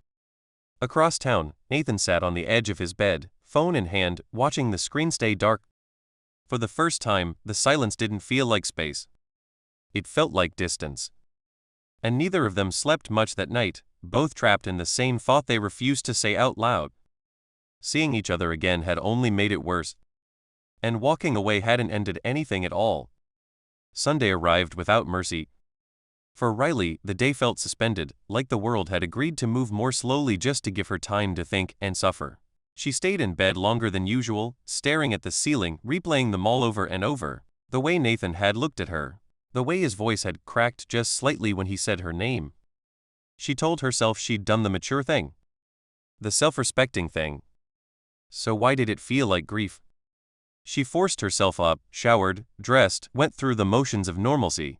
Her phone stayed face down on the dresser. She didn't check it again. Not because she didn't care, but because she cared too much. Every quiet moment invited him back in. Meanwhile, Nathan woke late, fully dressed, light still on from the night before. He sat up slowly, rubbing his face, the weight of the weekend settling heavy in his chest. His phone was still in his hand. No new notifications. He let out a humorless breath and dropped it onto the bed beside him. He'd never been the kind of person who lingered in regret. He was used to moving forward, brushing things off, pretending words didn't matter. Now every careless sentence echoed. He went out anyway, drove aimlessly, stopped at a coffee shop he didn't even like, sat in his car longer than necessary just to avoid going home. Everywhere he looked, he thought he saw her. A flash of dark hair, a familiar posture. It was exhausting. By Monday morning, the school felt different. Riley noticed at first. The hallway chatter softened when she passed, eyes following her with a different kind of curiosity now. Whatever people had sensed between her and Nathan had fractured into something quieter, sadder. She kept her head high. Nathan arrived late, shoulders tense, eyes scanning automatically and landing on her across the hall. She felt it before she saw it. That pull, that awareness. She didn't look up. He stopped. Just stood there, watching her walk away again. In class, he sat 2 rows behind her, close enough to feel her presence, too far to touch. Every time she shifted in her seat, his focus snapped back to her like gravity. He noticed everything. The way she no longer tapped her pen impatiently. The way she didn't glance around like she used to. The way she had learned how to be still. That scared him. At lunch she sat with different people again, laughed at the right moments, looked composed. Nathan couldn't eat. One of his friends leaned in. You and Riley, you guys done or something? Nathan didn't answer right away. I don't know, he finally said. But the truth was he knew. She was done protecting him from the consequences of his words. Riley felt him watching her. She hated that part of herself that still knew when his eyes were on her. She didn't turn around, didn't acknowledge it. But inside, something ached with the effort. Don't soften, she reminded herself. Don't undo what you worked so hard to do. After school, they passed each other on the steps. Too close. Nathan slowed. Riley. She paused but didn't face him. What? She asked quietly. He swallowed. I wanted to say. She turned then, just enough to meet his eyes. There was no anger in her expression. No bitterness. Just distance. I know, she said gently. That was worse than yelling. She walked away, leaving Nathan standing there with words he could no longer give her. That night, Riley finally cried. Not loudly, not dramatically, just tears slipping down her temples as she stared into the dark, mourning something that had never fully belonged to her and yet had taken up so much space in her heart. And Nathan lay awake again, staring at his ceiling, realizing something he couldn't escape anymore. He hadn't just lost a game. He'd lost her trust. And getting that back would cost him more than he'd ever paid for anything before. It wasn't Nathan who spoke first. It was Maya. Riley barely noticed her sit down beside her in the library after school. She was too focused on pretending to read, eyes skimming the same paragraph for the 5th time without absorbing a single word. Maya didn't say anything at first. She just waited. That alone was unsettling. Finally she sighed. You know he looks miserable, right? Riley stiffened. Her fingers tightened around the edge of the book. I don't care. Maya tilted her head, studying her. That's not true. And you're a terrible liar. Riley closed the book slowly. I'm not doing this. Too bad, Maya said gently. Because someone has to. Riley finally looked at her, irritation flashing. Why do you care? Because I've watched you both spiral for weeks, Maya replied. And because I was there. In the locker room. Riley froze.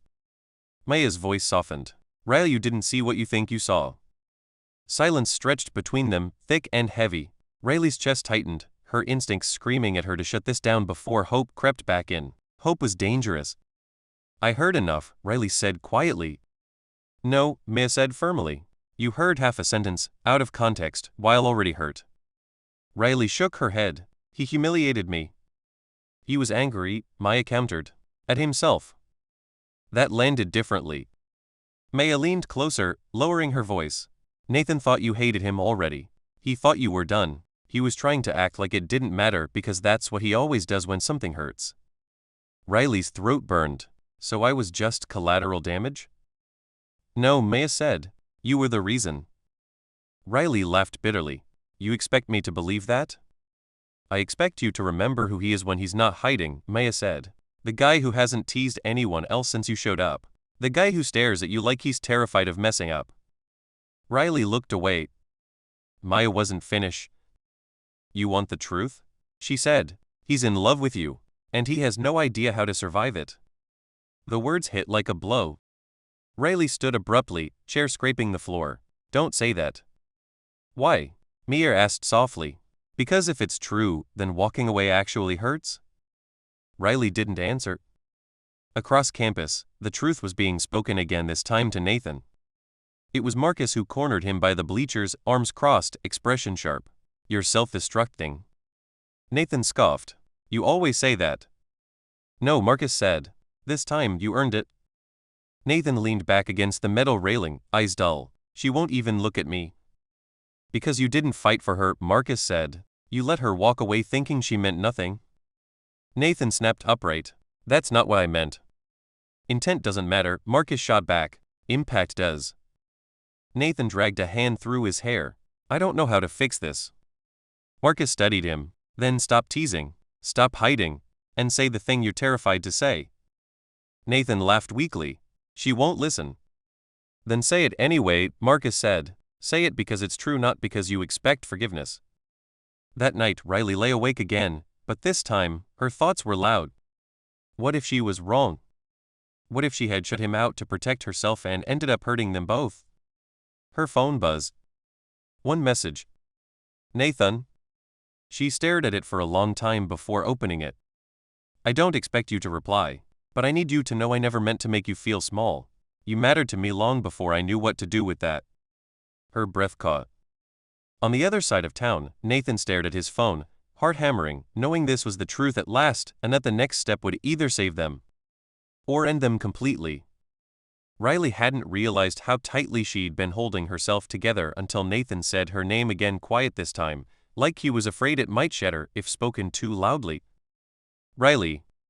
Something in his voice undid her. She didn't answer. She didn't need to. He could see it in the way her shoulders trembled, in the way her fingers curled into the fabric of her sleeves like she was anchoring herself to the present. I replay that day over and over, Nathan said. The locker room. The look on your face afterward. I knew something was wrong the moment you stopped fighting back. Her throat tightened painfully. You don't get credit for noticing after the damage is done. I know, he said quickly. I wish I'd chased you then. I wish I'd said anything. But I froze.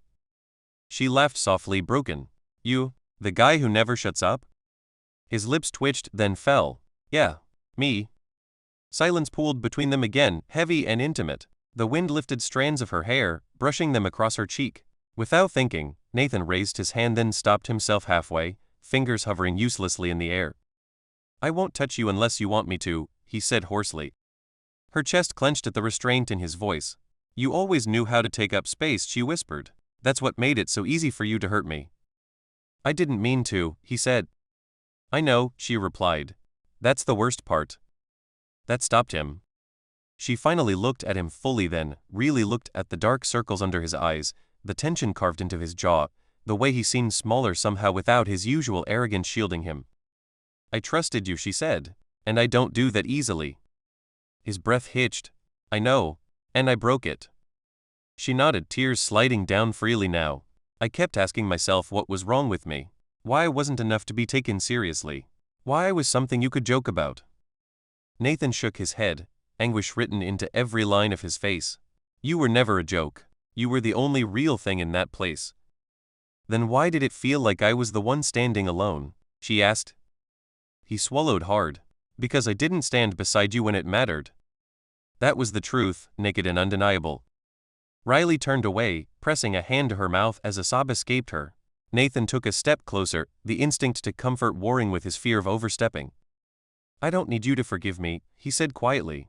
I need you to know that loving you scared the hell out of me. She laughed through tears, disbelief and heartbreak tangled together. You bullied me because you loved me? No, he said firmly. I bullied you because I didn't know how to be gentle. Her breath stuttered. I've never wanted to be better for anyone before, Nathan continued. But you made me see everything I wasn't and everything I could be if I stopped hiding. She turned back to him slowly. And what if I can't give you another chance? He nodded, eyes shining.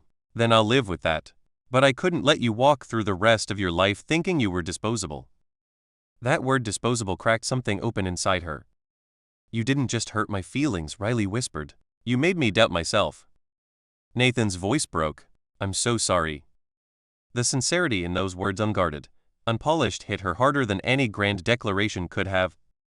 She stepped closer this time, close enough to feel the warmth of him, the tension humming between them like a living thing. I still care, she admitted, and that terrifies me.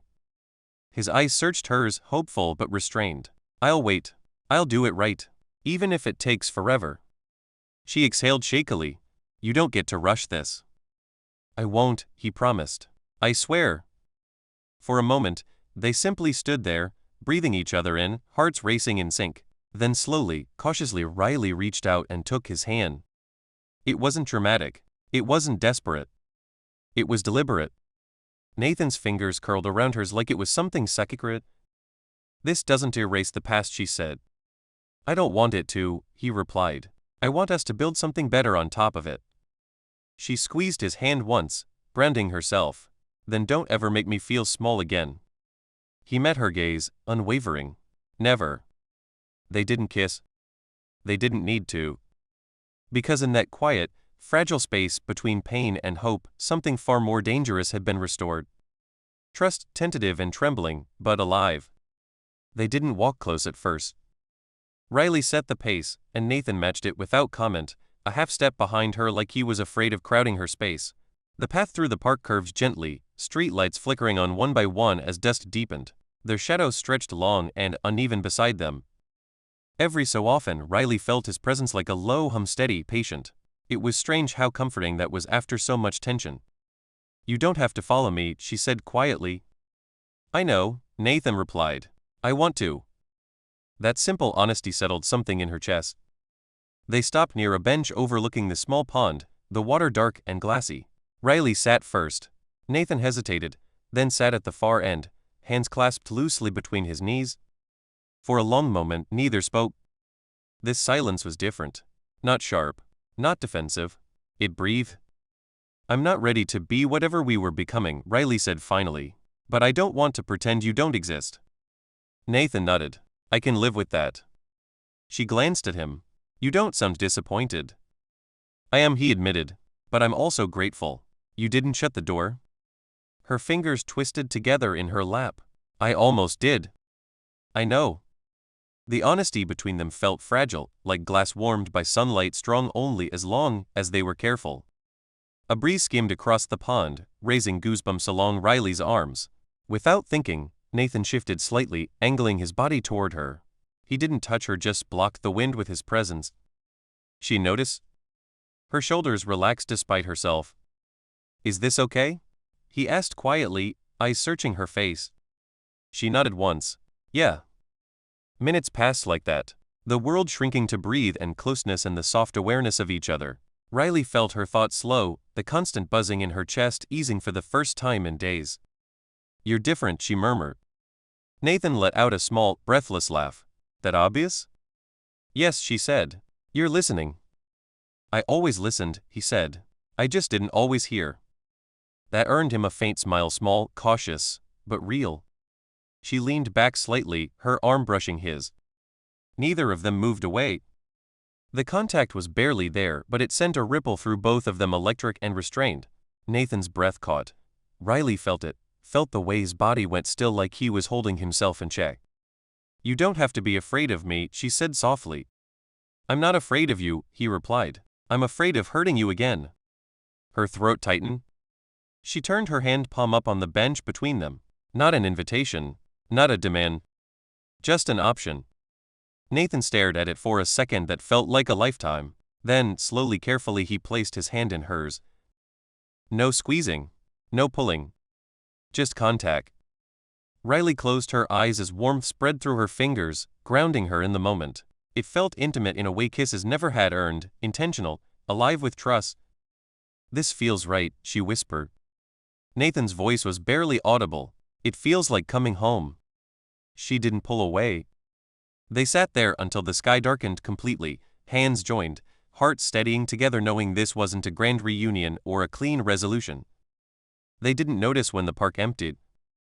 It happened gradually, voices fading, footsteps thinning, the world narrowing until it was just the bench, the pond, and the quiet gravity between them.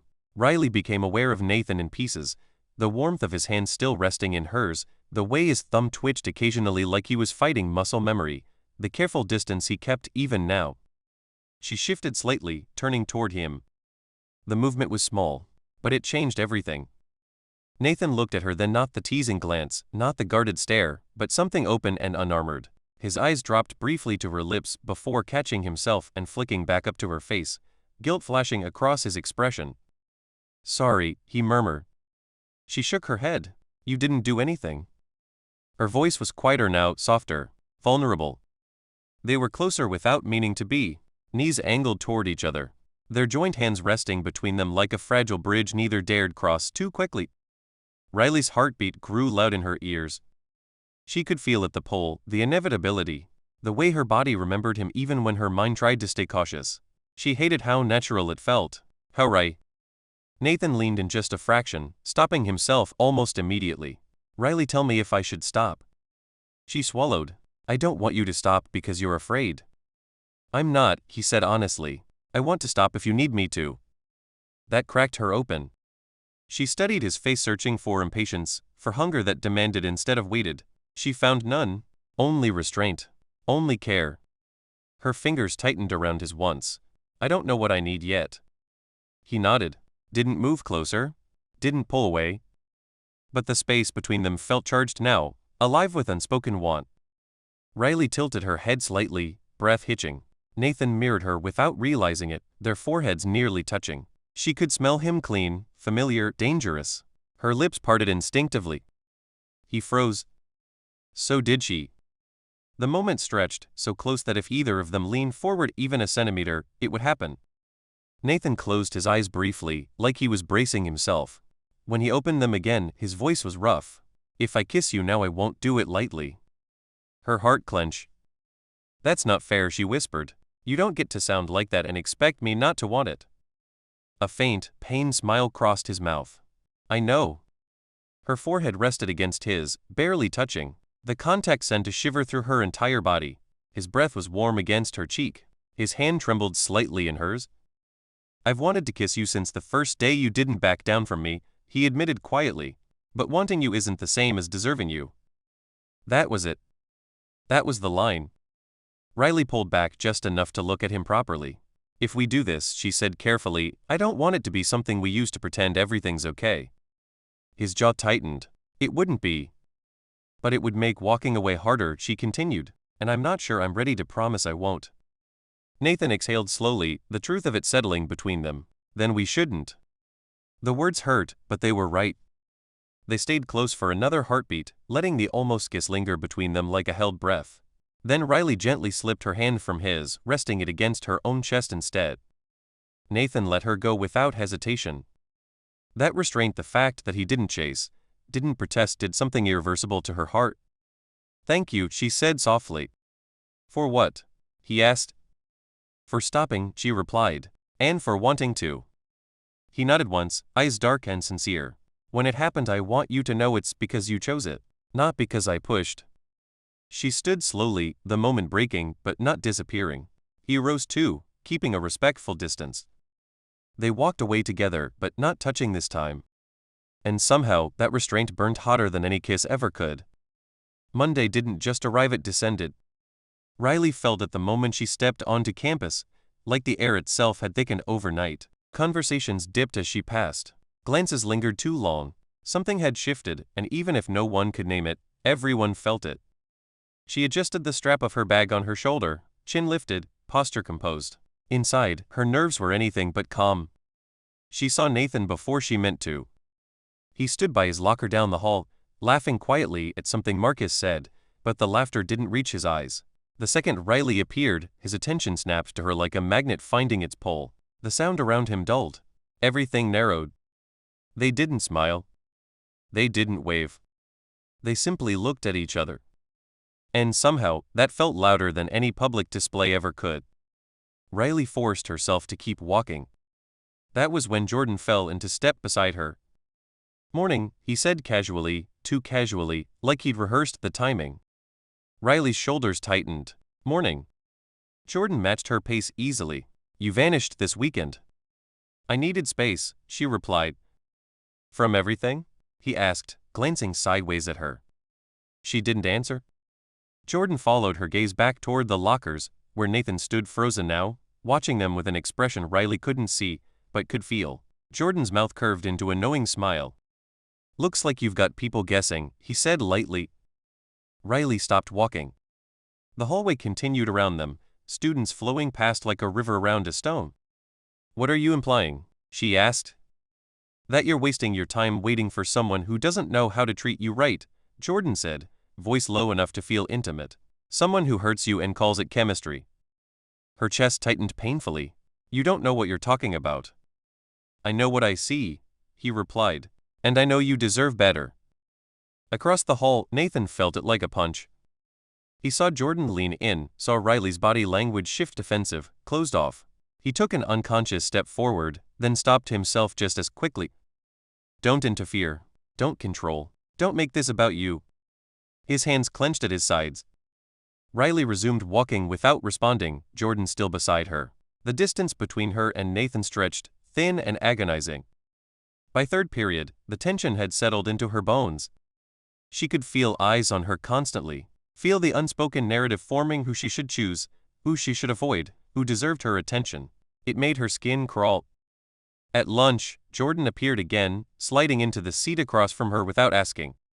"You look tired," he said gently. "I didn't invite you," Riley replied.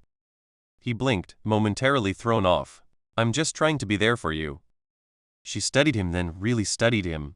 The practiced concern, the convenient timing, the way his interest flared brightest when she was at her most uncertain. That realization made her stomach turn. "I don't need saving," she said quietly. Jordan leaned closer anyway. "Sometimes it helps to have someone who won't hurt you." That was the moment.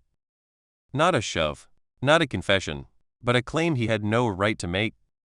Riley stood abruptly, chair scraping against the floor. "You don't get to decide that." Across the cafeteria, Nathan watched her rise, heart pounding. He didn't know what Jordan had said, but he saw the line cross in her posture, in the way her eyes hardened. Later, in the library during study hall, Jordan tried again. He sat across from her this time, lowering his voice like they were sharing something secret. "You don't owe him loyalty." Riley closed her book slowly. "Stop." Jordan frowned. "I'm just being honest." "No," she said, meeting his gaze steadily. "You're being invasive." His confidence faltered. "I care about you." "That doesn't give you permission," she replied. "I need space from you." The words rang clear and unmistakable. Nathan, seated 2 tables away, exhaled shakily. She'd drawn the line herself. After school, Riley found Nathan waiting near the doors, not blocking, not hovering, just present. "You okay?" he asked softly. She nodded. "Yeah. I just had to remind someone of boundaries." He hesitated.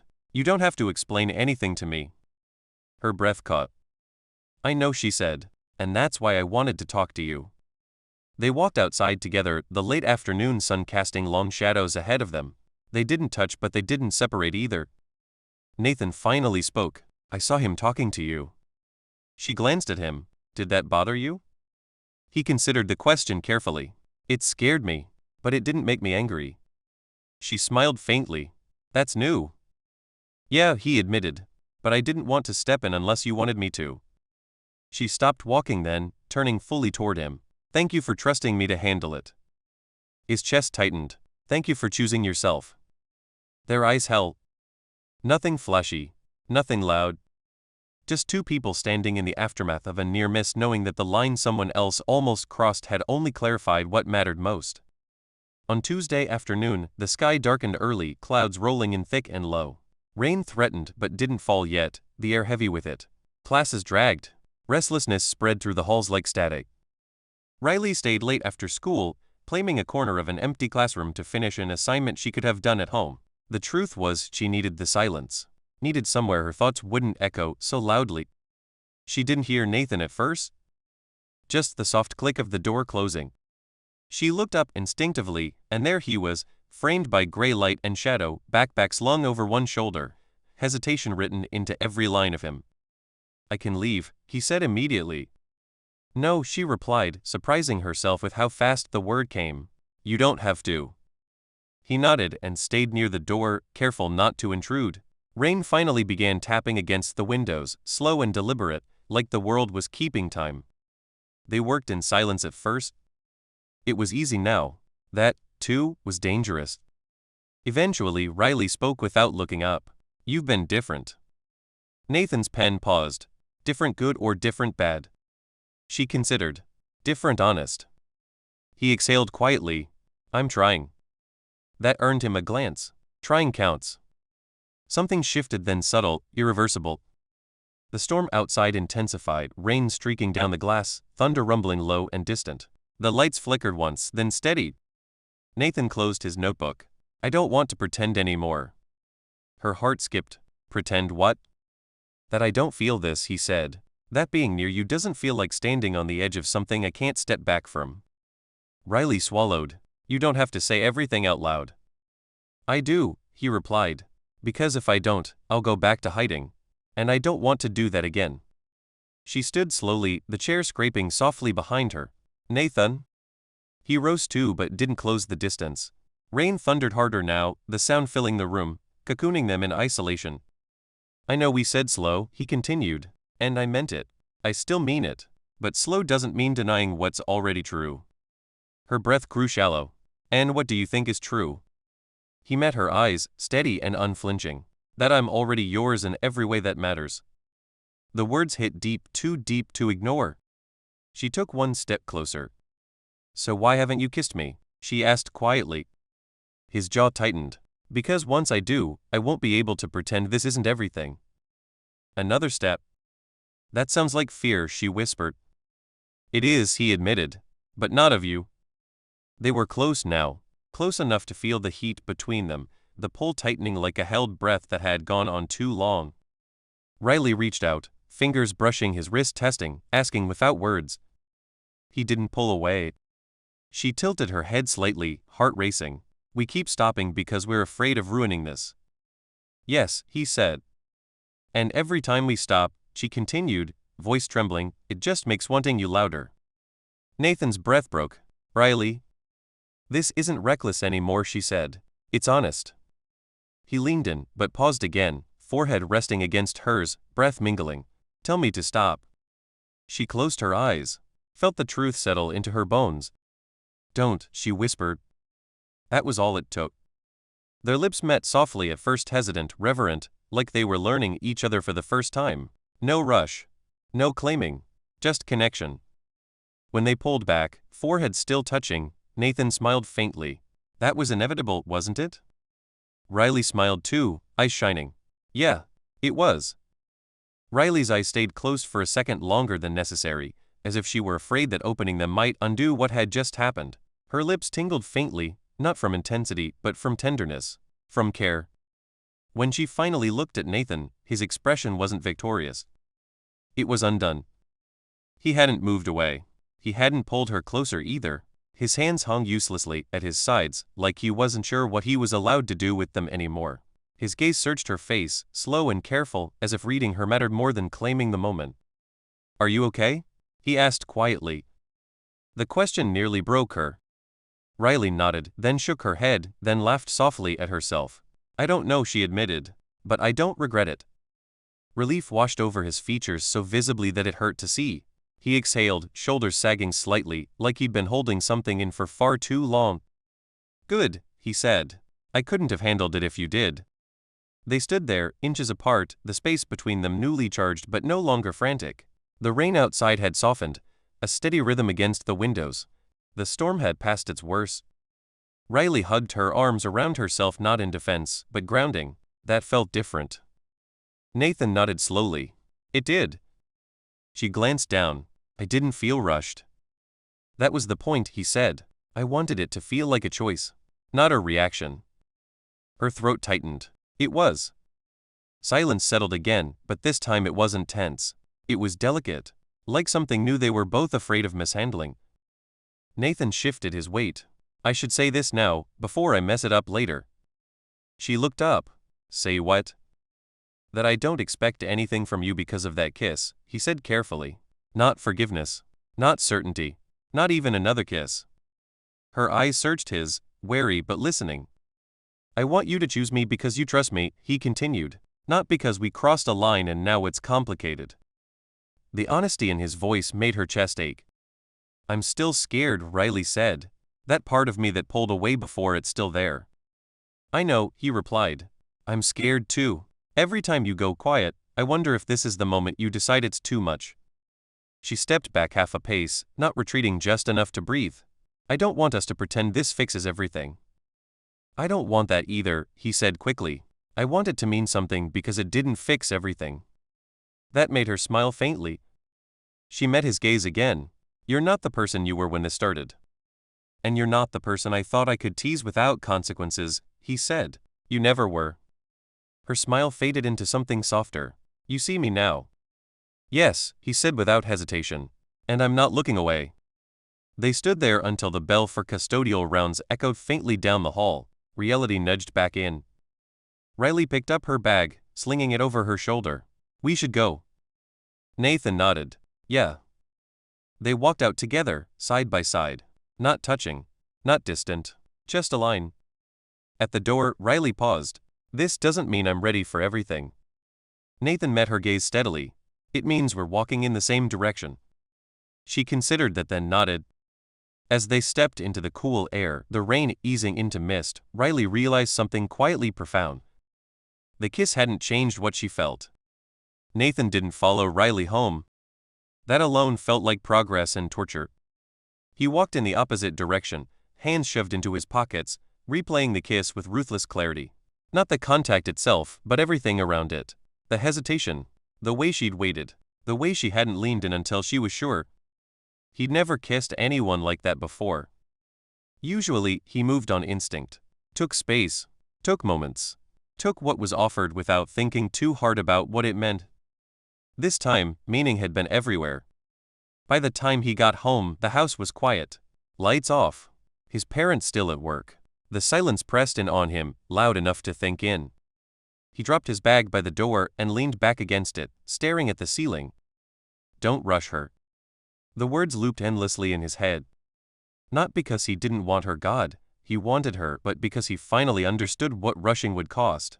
He'd already seen what happened when he treated something precious like it would always be there. He rubbed a hand over his face, exhaling slowly. Every part of him wanted to text her. Ask if she'd gotten home safe. Say something soft. Something reassuring. Something that might make her smile. He didn't, because reassurance, he was learning, wasn't about constant presence. It was about consistency. Later that night, he lay on his bed, phone resting on his chest, screen dark. His thoughts drifted back to the moment right after the kiss, the way Riley had looked at him, not dazzled, not overwhelmed, but thoughtful. She'd been choosing. That realization humbled him more than any rejection ever had. He'd spent so long assuming confidence meant control, that if he leaned in harder, jokes louder, pushed first, he could dictate the pace. Riley had dismantled that illusion completely. With her, strength looks like waiting. The next morning, Nathan arrived at school early. Not to find her, but to steady himself. He leaned against his locker, watching the hallway slowly fill, reminding himself of the promise he'd made without saying it out loud. I won't make her carry this alone, and I won't make her carry it faster than she's ready for. When Riley appeared at the far end of the hall, his chest tightened instinctively. She looked the same, calm, composed, but something subtle had shifted. Her shoulders weren't as guarded. Her gaze didn't skim the floor. She saw him. Their eyes met.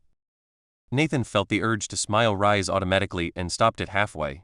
Not because he didn't feel it, but because he didn't want to overwhelm her with expectation. Instead, he gave her something quieter. A nod. Acknowledgement without pressure. Her lips curved just slightly in response. That was enough. In class, he sat 2 rows behind her again. Every time she reached for her notebook, every time she tucked hair behind her ear, his focus tugged toward her like gravity. Don't lean in. Don't stare. Don't claim. He forced himself to look away. It wasn't easy. At lunch, when someone joked about finally making things official, Nathan shut it down with a look sharp enough to end the conversation. "She doesn't owe anyone a performance," he said flatly. The room went quiet. Nathan didn't care. Later, he caught Riley alone by the lockers.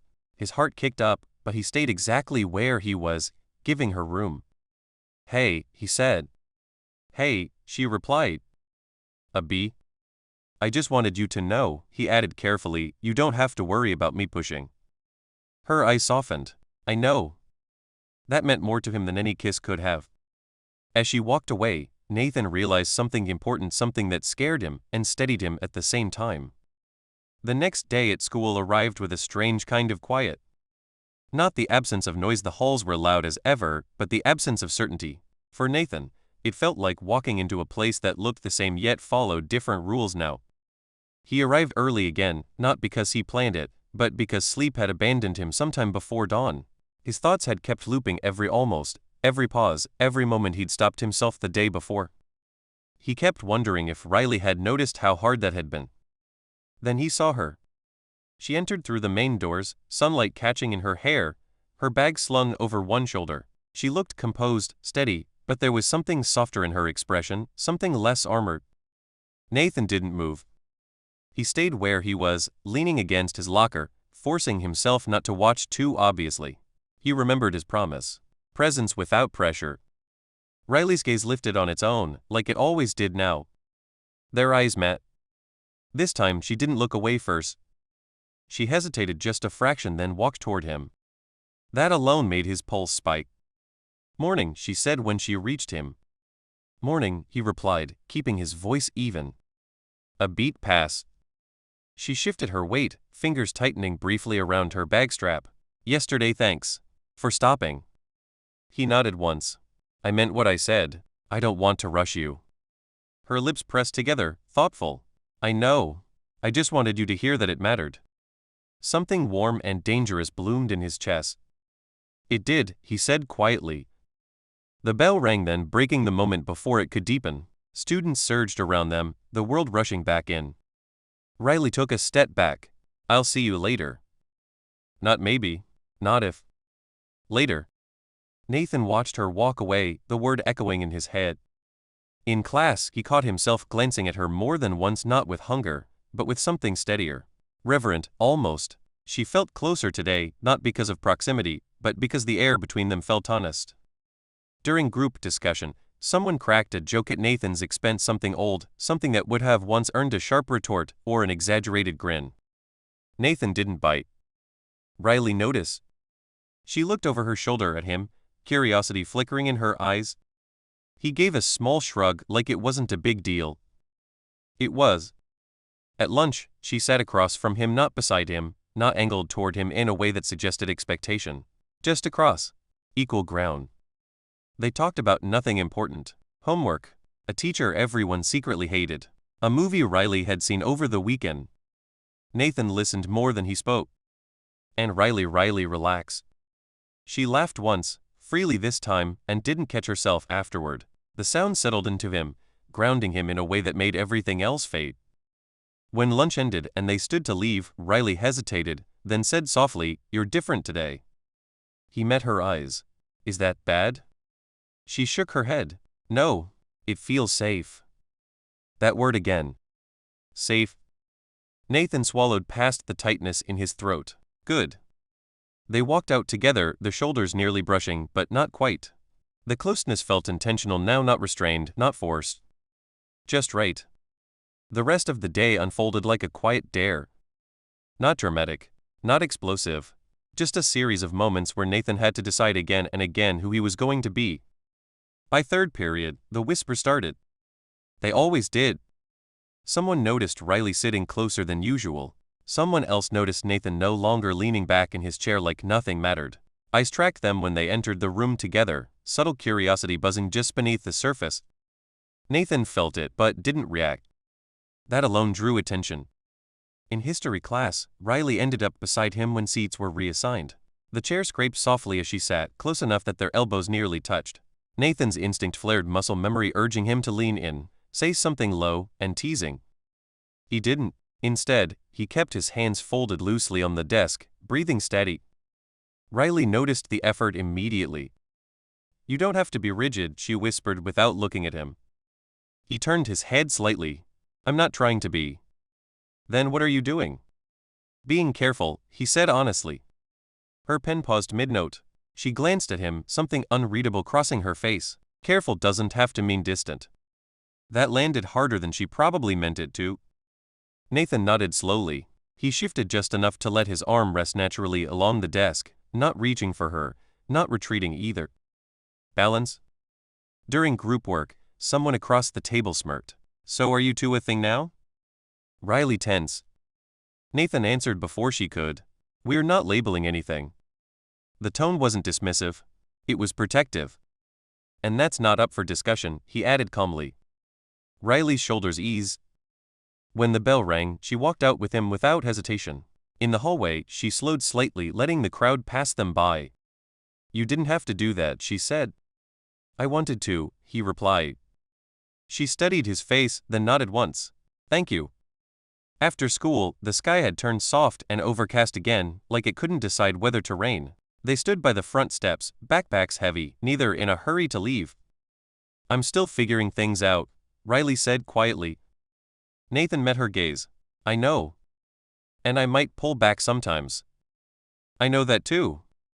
She searched his face. "And you won't chase?" A pause. "I'll stay," he said. "But I won't corner you."